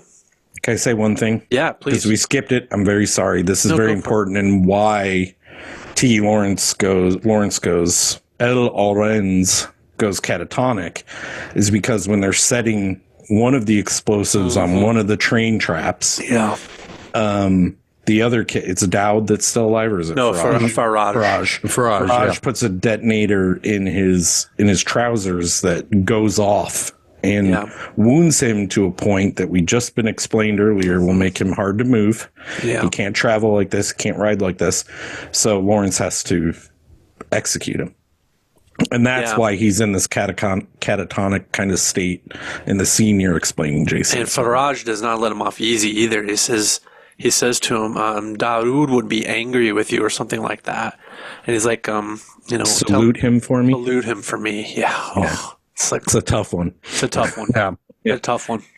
But yeah, that fucks him up. That fucks Lawrence up pretty good. But yeah, I mean, again, his friend Ali is that's there for him always, and he's like get out of his catatonic state. Tries to get him to understand. Hey, we need your leadership. What's the next move? The next move ends up being, well, we need to take Daraa, and then everybody that's with him is like, yeah, that's crazy. That city's garrison. There's no way we can do that. We're not going to do that. He's like, well, I'm going in with or without you. I told the British Army the Arab revolution would be there. Yeah. Yeah. So him and Ali go in, and this is a weird scene. This is Ali is very, very concerned that Lawrence is going to be recognized as not as not an Arab, right? Right. And which makes him one particular person, probably. Right. That too. Yeah. And then they're kind of, Lawrence isn't really taking it seriously. He's like, I'm invisible. And then of course immediately there's 3 Turkish soldiers who notice him and start following them and eventually catch up and make them stop. And one of them looks at Ali and says, no, not you. Move along. And then he looks at Lawrence and is like, you come with us. Little known fact about that scene, Claude Rains was standing behind T.E. Lawrence. Whoa. Whoa, he was always there, wasn't he? Yes. Sorry. He said I'm invisible, and I'm like, the invisible man's in this fucking movie. That's too good. Lawrence thought he was like learning the tricks from Claude. Yes, but he did, and he was like, "No, you're not even close to my level yet, buddy." But this is really weird because you think he's been caught. Yeah, go ahead, tell me what you think about this. Yeah, it's an odd scene. So you think he's caught? There's a lineup of people though, of men, and this head of the military in Dara, I don't know if he's a general or a colonel or whatever the hell he is. He goes down the line and he picks Lawrence. And the guy who brought him in is like, gives like this weird smirk and a grin. Like, I knew he'd pick him. Just like, what the fuck is happening? I'm getting like Pulp Fiction vibes here, right? Yes, it is.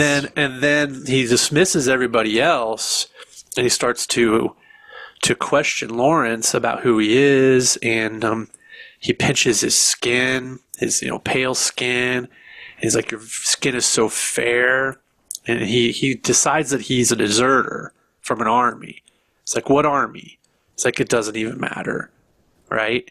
This dude just wants to get laid. Yeah, he's gonna gimp him. He's gonna gimp him, and then he makes like an advance, and Lawrence hits him.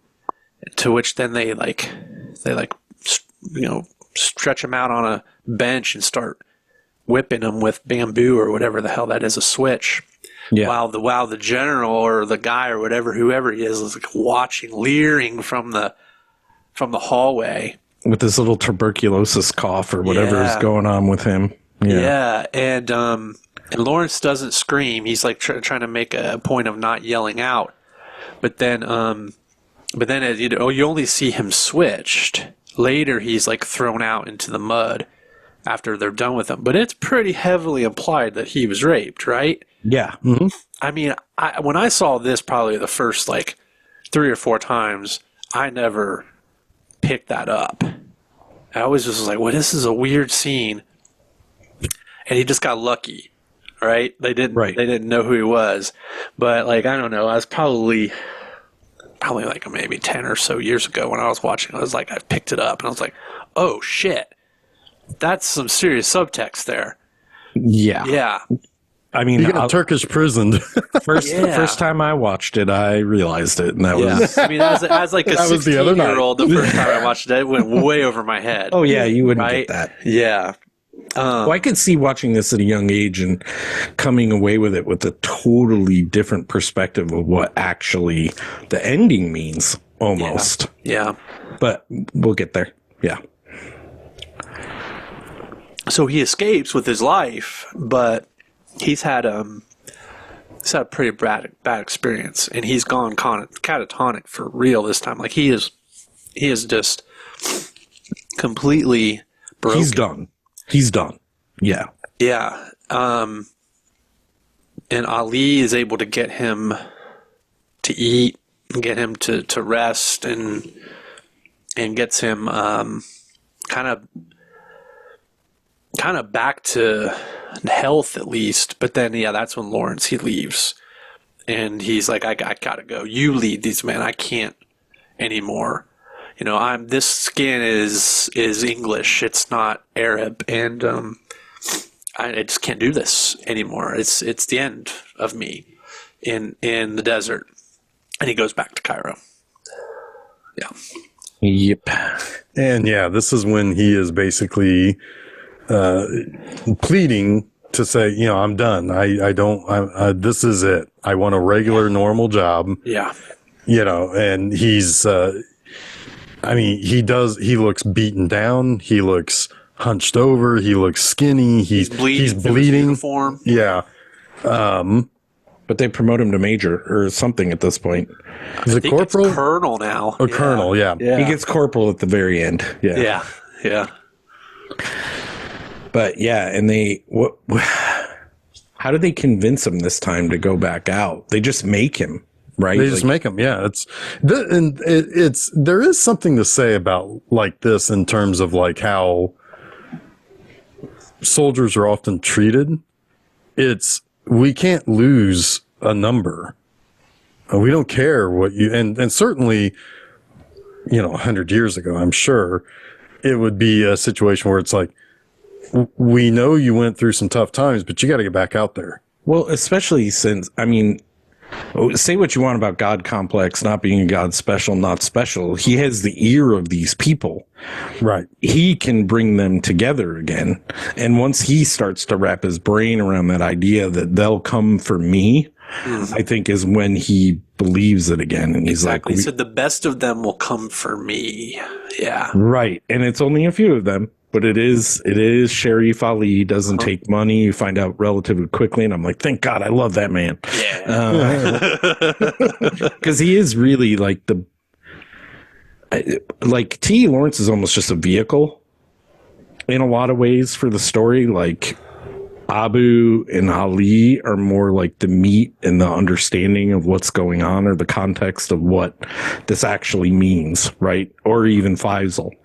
But yeah, it is cool. He goes back and he has an army, the largest army he's had. Yeah. Yeah. A couple of things before this. Oh, sorry. I jumped.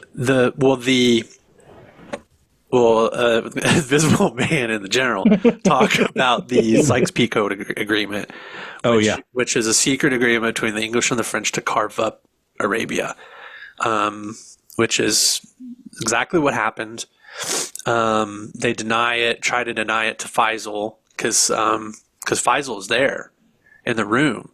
And when Lawrence gets there, and he's like, "You're better at this than he is, or he's better at this than you are." Yeah, they asked him if you know about this. He's like, "No," and he really doesn't know. He's like, "He's better at this than you are." Yeah, it's so good.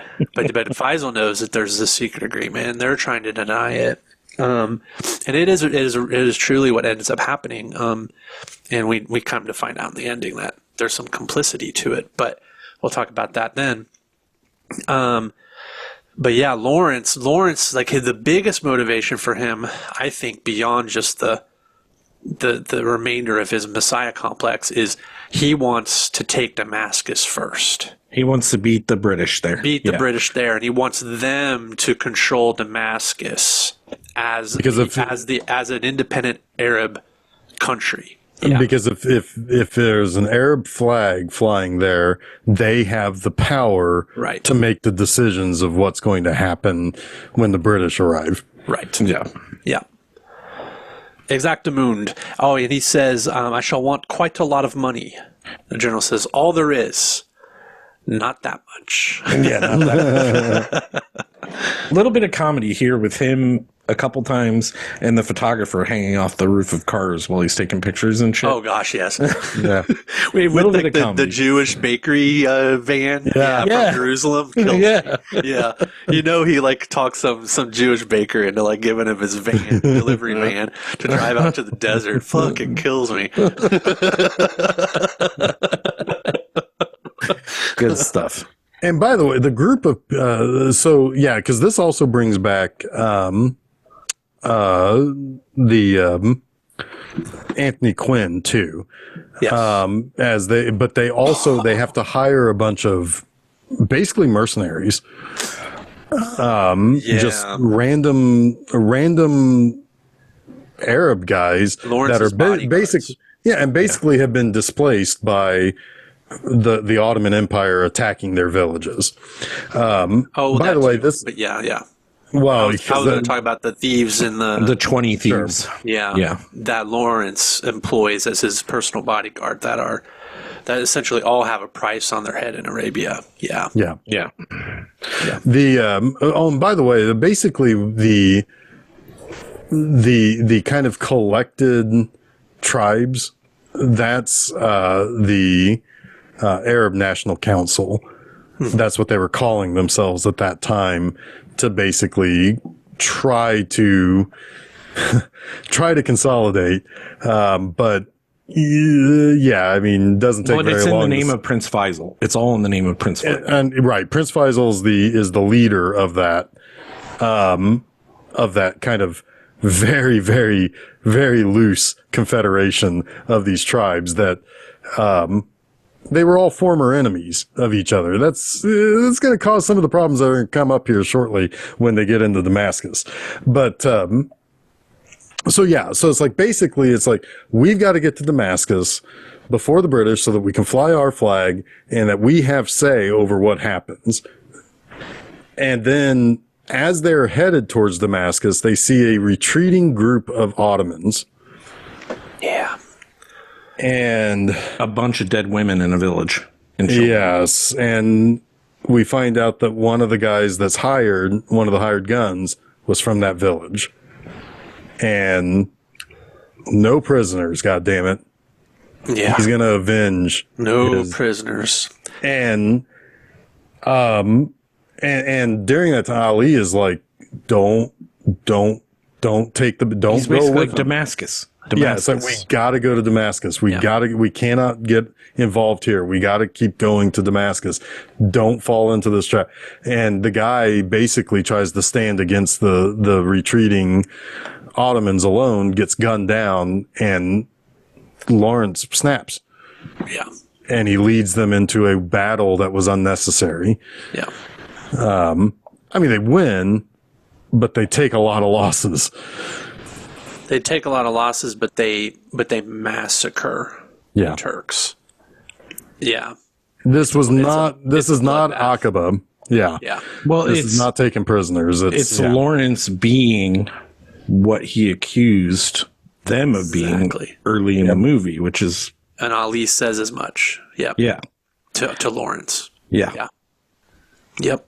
Barbarian. So he has, like, Lawrence has recognized his limitations at times and asked for reprieve, but he needs someone to grant it to him. He can't do it himself, right? When he's asking out of the war, it's because he knows he's capable of this shit. Yeah. And he doesn't want to be. He says he's enjoyed it. Right. Yeah. Yeah. Yep. Yeah, I mean, he's unstable.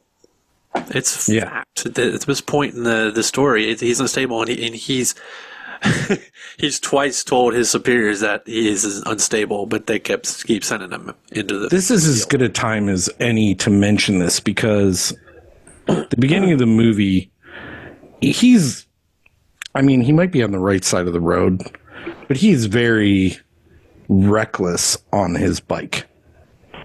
Right? Like, he looks like he's looking for danger almost. Like he's trying to excite himself in a way. Yeah. And his death is almost like the motorcycle ride early in the movie is the motorcycle ride of the movie as it happens, if that makes sense. Like, you could see it coming. I don't know how to better explain that, but yeah. Like two trains heading toward each other. Yeah. Sure, yeah. Or one of the trains is two kids on bicycles on the wrong side of the road. Yeah, sure. Fucking kids. They are on the wrong side of the road. They are. He's going too fast. He is going. He's erratic. He doesn't have a helmet on, which he probably should at that point in time. Yeah, I think. People don't wear helmets now, so fuck. You're right. Well, they're a bunch of T.E. Lawrences, those fuckers. Yeah. But it does seem like that is showing the way he lived his life. It was full speed ahead, and he would turn at the last moment if he needed to. I also kind of see it as something so benign as children on bicycles took him out as how he met his fate. Yeah. Well, he was pretty upset over two young people dying in his experiences in the desert. I mean, it's in some ways it's almost kind of poetic. Oh, like the and I think Farage. Yeah, and that is poetic. I like that. And I think I'm just hitting dingers all over the place lately. Nice. I never thought of that, but that's beautiful. And I think that's the reason they put it at the front of the movie instead of the end of the movie, right? Sure. Like, it's not to let you know he survives all the bullshit you're going to see in the movie. It's to make you think about that moment, the whole movie. Yes. Right? Yeah. And why? Yes. All those things that lead to a different death than you would have expected. Yeah. Yeah. Oh, man, I really like that. It's good shit. Daoud Farage thing. That's... Hey, I'm not very just... cool. I'm not just the guy who watches You're camera not just a pretty bullshit. face. That too. That too. You know, All right, I have that good looking Peter O'Toole. All right. Just Move along, because move they along. admire you doesn't mean you're a god, I Jeff. mean, you did dress Give up. me my white You robes. did dress up as Prince Faisal one year for Halloween. No, that was Skywalker. Never mind. Close enough. All right. So You were the chosen one, Chuck. despite their Thank you. bloody diversion, they do still make it to Damascus before the British Army by a day and a half. And they have raised the Arab flag, and they are trying to govern a city. They're trying to build an infrastructure for their governance, and in a day and a half they fuck it up. Yeah, I love it's just so, I don't know, it's like diabolical, but also just perfect wisdom on the part of the general and the Invisible Man. Like, this will fall apart. Yeah, they just wait. know. They're just going to wait it out. And meanwhile, the other guy, I can't always forget his name, but Brighton? yes, he's just like, what do we do? We gotta do something. Must do something. And they're just like, chill. Sometimes doing nothing is the best thing. Is the best thing. And he's like, General's like practicing his casting. You know? Like, they're having drinks. Yeah, it's just like, This is a war they can win without firing a single bullet. exactly. They're like, I want all the military quartered. I want all the technicians, all of the medical, everyone quartered. Nobody leaves. You know, we're just gonna wait. And it's like a day later. Yeah, and there's the Ali and Anthony Quinn's God damn it, Auda. They're like they're screaming at each other with Lawrence in the middle, almost as if Lawrence is sitting there like, "What have I gotten myself into?" As they're trying to figure out, it's like, well, who was supposed to give us power? Who was supposed to have clean water? And like, oh my God! And the one guy, The poor guy in charge of the electricity. he's like, "There's this big thing. It doesn't work." And it's like, oh The no. machines are impressive, but the one is on fire and they don't work. And it's like, okay, well, where's the fire brigade? We don't have water. You know, it's like, oh no. Like, we need the British engineers, and Lawrence is like, as soon as you invite It's the British over. engineers in, it's over. Yeah. So it becomes theirs. Yeah. But they can't work together, and they don't really know how to run a city like this. And It's completely beyond them. Yeah. They're not this level of civilized. Yeah. And they have their own. Yeah. It's like they have their own system, and this is outside that system. Right. And it doesn't. It is all moved too fast. Yes. Yes. Well, yeah. I mean, this sounds terrible, but it's kind of apt. It's like, bring somebody from 100 years ago to today. They're not going to understand a lot of what's going on. Hand your grandmother a computer and a cell phone when she's never seen one. Right. Exactly. Right. There you go. Yeah. And I mean, that's not to say that the people are stupid. They don't work within the system. And, so yeah. And it really comes to a head when the British doctor, goes out looking at the hospital and the situation with the wounded. Well, this is after Sharif Ali leaves crying.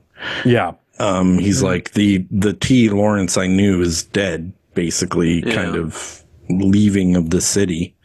I don't fully understand that conversation with Auda and Ali, but because Auda seems to understand the more modern stuff more, even though it didn't feel like he did, and Sharif wanted to be political, but he leaves anyway.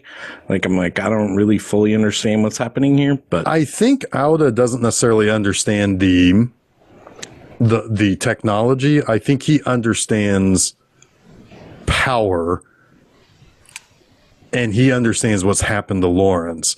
whereas Ali is still a little more kind of reverence, still has that reverence of Lawrence as this great uniter, and he's trying to play that political angle in there, but he still leaves. He's still, because it just can't work. It's just not going to work. But Auda understands what has twisted Lawrence. I think. Sure. I think that's what he's commenting on. Okay, I'll get behind that. I mean, I could be wrong, but that's kind of what I was picking up. It's like one guy is grieving for the thing falling apart. The other guy's like, I knew it was going to happen this way inevitable. Anyway. Yeah, this was inevitable. Yeah. We gave it but they are waiting for Faisal to arrive, or at least Lawrence is. Lawrence is waiting for Faisal. Yeah, because Faisal's on his way. And he does eventually get there.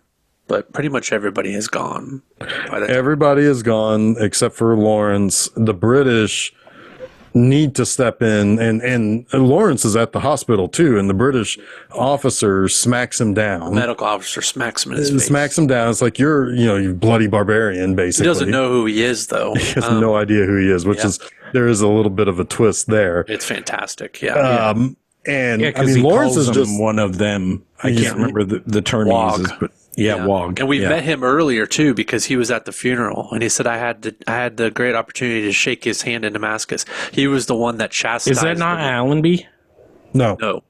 It's like, I had a great honor to shake his hand. I overheard that last remark you said, and I disagree. Yeah, it's like, I had a great honor of shaking his hand in Damascus. That's he was the one guy who said something nice, is also the guy who struck him. Yeah. But also Lawrence is just laughing like he's lost his marbles. Yeah. And he can't even get water to give to a thirsty guy who's begging for it. Mm-hmm. And I mean, it's kind of a heartbreaking scene. And then it goes a little bit further to show you that Lawrence is he's completely lost. It's the death of a dream. Yeah. Right? And all he can do is laugh because he can't weep anymore. Yeah. And then they basically clean him up. They've taken over Damascus. They clean up Lawrence, and it's like, you got one more, it's like, you're the grand general of everything now. Now go home. Get the fuck out of here. Right. We're done with you. But yet the flag still flies for Faisal over the capital, which means Faisal is going to step in as kind of a figurehead, and he's going to use the British help, but he's going to lead his people.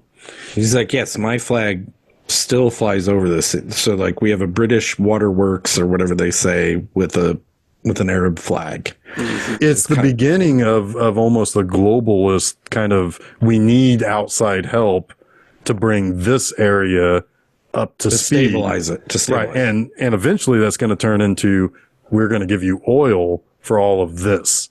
For all of this infrastructure. Part of this Sykes-Picot agreement allowed for Arab rule in specific areas, but backed by like British, French, Russian, like authority, essentially, like prop them up. Yeah, the detente was going to be it was going to be the people propping them up. Although I don't think Russia ends up helping them at all, because they're going to be in a revolution.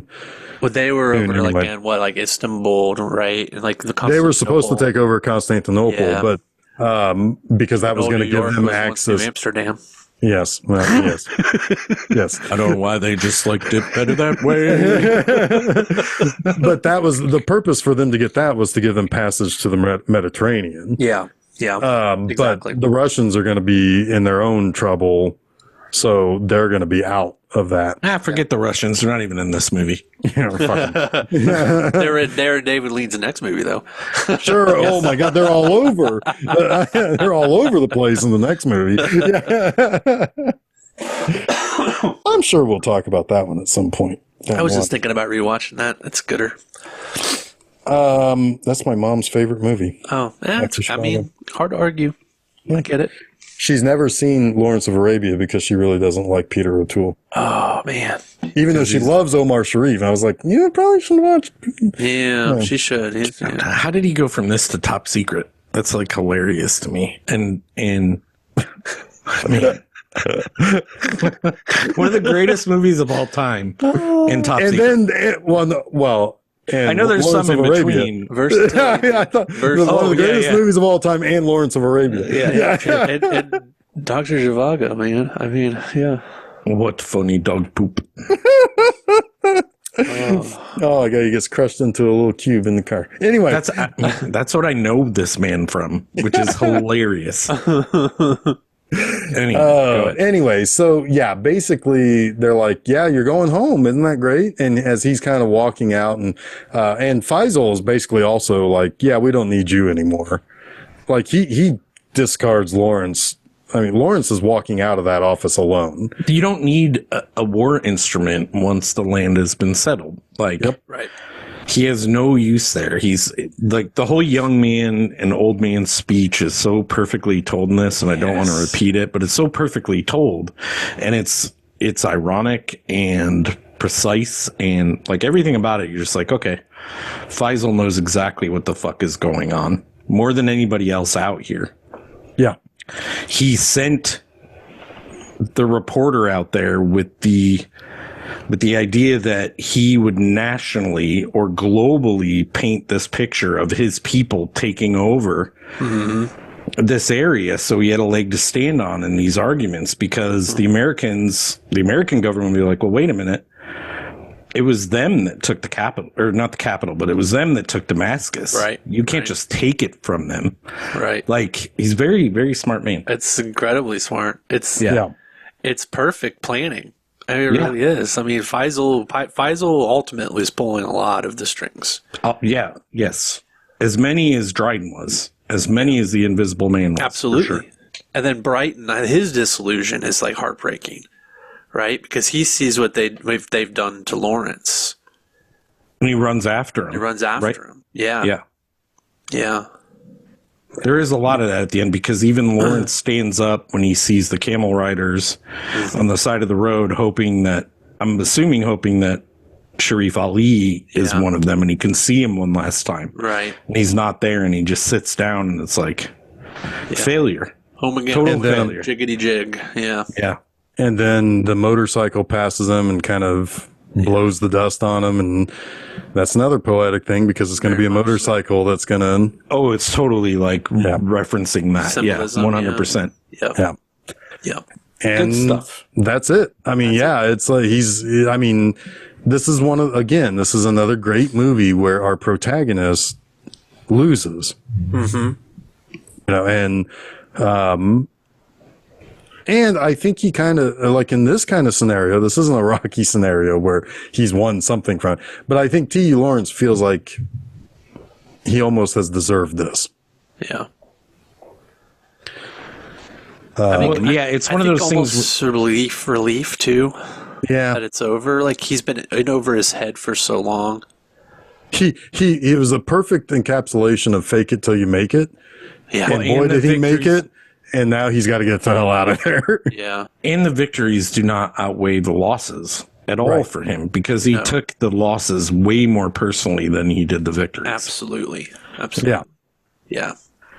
It's, you know, and in a sort of a way, you know, it's another one of those kind of, you know, if you look at him as somebody that is kind of wearing a crown while he's on the battlefield, that crown got heavy really fast, and it beat him down, you know, and now he's, So, really, really, really special movie.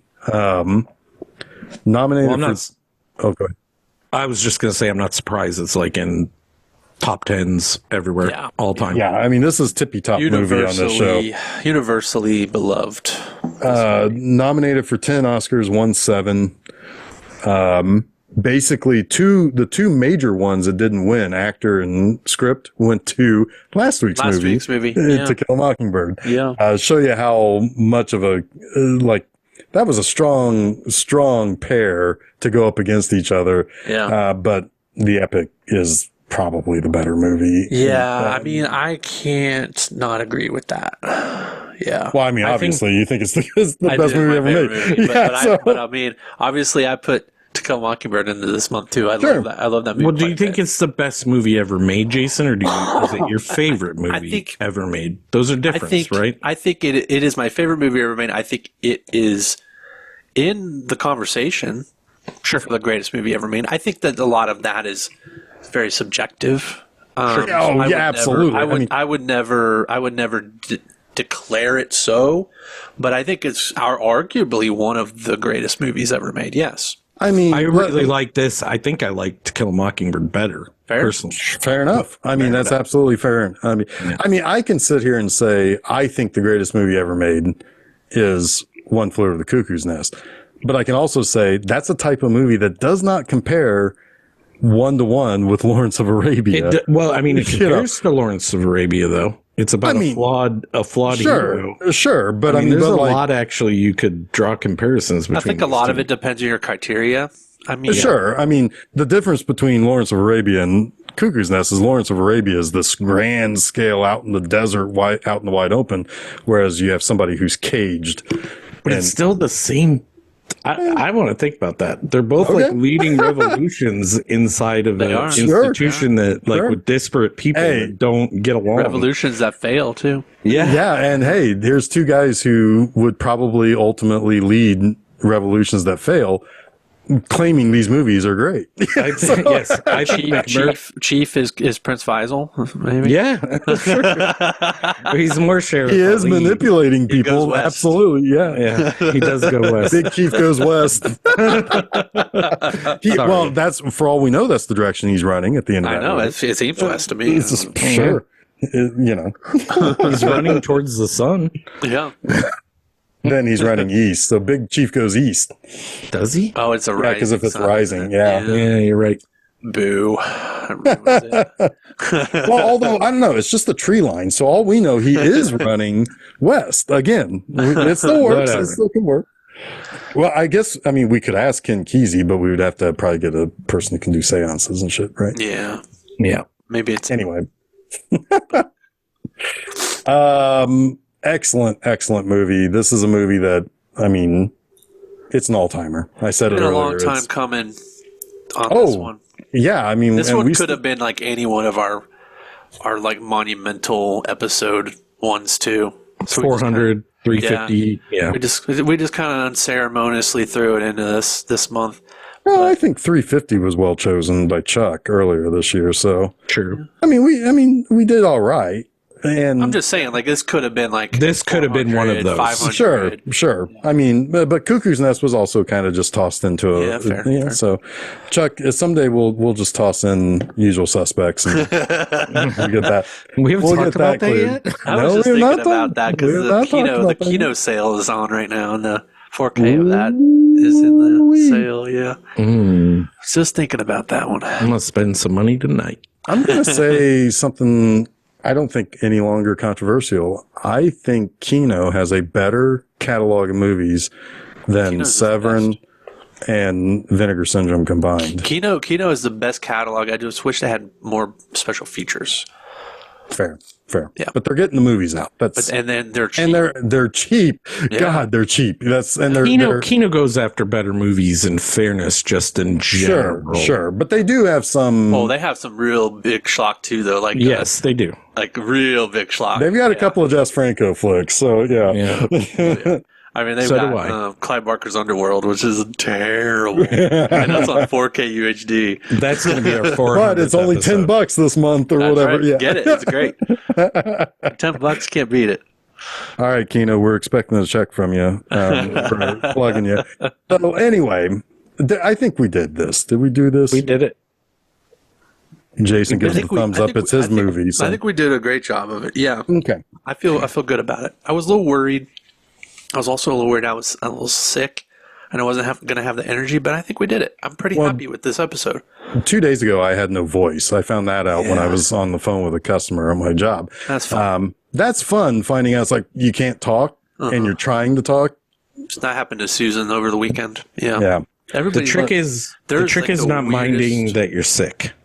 Yeah. Yeah, I tend to push through Yeah. when I can. Push through. Sorry. Yeah. Push through. Anyway, next week we have another epic of sorts Yes, we did. with a lot of dustiness in it. Oh no. Grandma's Cooch. Oh my God! Sorry, somebody say what's next week. Epic. Once Upon a Time in the West. Thank you, Jason. Yes, We're gonna kind of round out a little bit of our unfinished business on Sergio Leone because we got a lot of we did the Dollars trilogy. No, we only did. We only did one of them. No, we did them all. Nope. Are you crazy? What?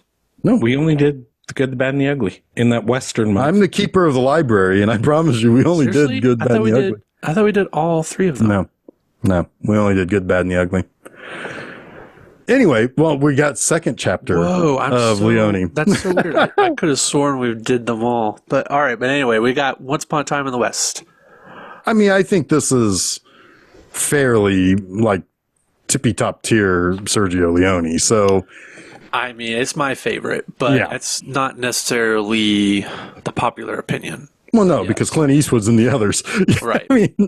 But I mean, we get some Charles Bronson and some Peter Fonda in this one. Chuck Bronson, man, I'm always up. Fonda, sorry, I'm always up for a Chuck Bronson. So, yeah, and Claudia Cardinal. Ooh, we just talked about her a few weeks ago with the Pink Panther. My Once Upon a Time in the West poster right now. Jason Robards too. Well, if you're looking up, shouldn't you be looking at your Chuck Norris poster? Horse of one. Anyway, we're kind of going off the two, and I'm looking at it. Yikes. Anyway, so yeah, next week, Once Upon a Time in the West, that is on April 23rd. Go to filmseizure.com. That's where you can find all the places you can follow us, where you can subscribe to get the podcast and all of that good stuff. And do that. This upcoming Monday, also on filmseizure.com, where you can listen to everything. I have a new episode of Monster Mondays for Humanoids from the Deep. Nice. Yeah. Nice. Fun little fish monster. That's a fun movie. Yeah. It's a naughty one too. It is kind of gross. That third act is just it's bonkers. So fun. Yeah, it's fish monsters everywhere. I love it. Yep. Anyway, so that is the upcoming Monster Mondays on April 21st. Just go to filmseizure.com. You'll find it all there. This Friday at my website, bmovieanima.com, new review for you. I'm continuing my trauma month with Terror Firmer. Nice. Maybe the most trauma movie ever made, because they are making a trauma movie while in a trauma movie. It's Traumaception. It's a Trumpception. Yes. Yeah. Nice. So, all right. I think we did it. I'm going to go to Damascus, kind of hang out there, hopefully get some clean water. Until then, I'm Jeff Arbuckle. Yeah, I know, right? Nobody knows how to run it. I'm Chuck of the Greek. I'm Jason Oliver, and you have been listening to Film Seizure.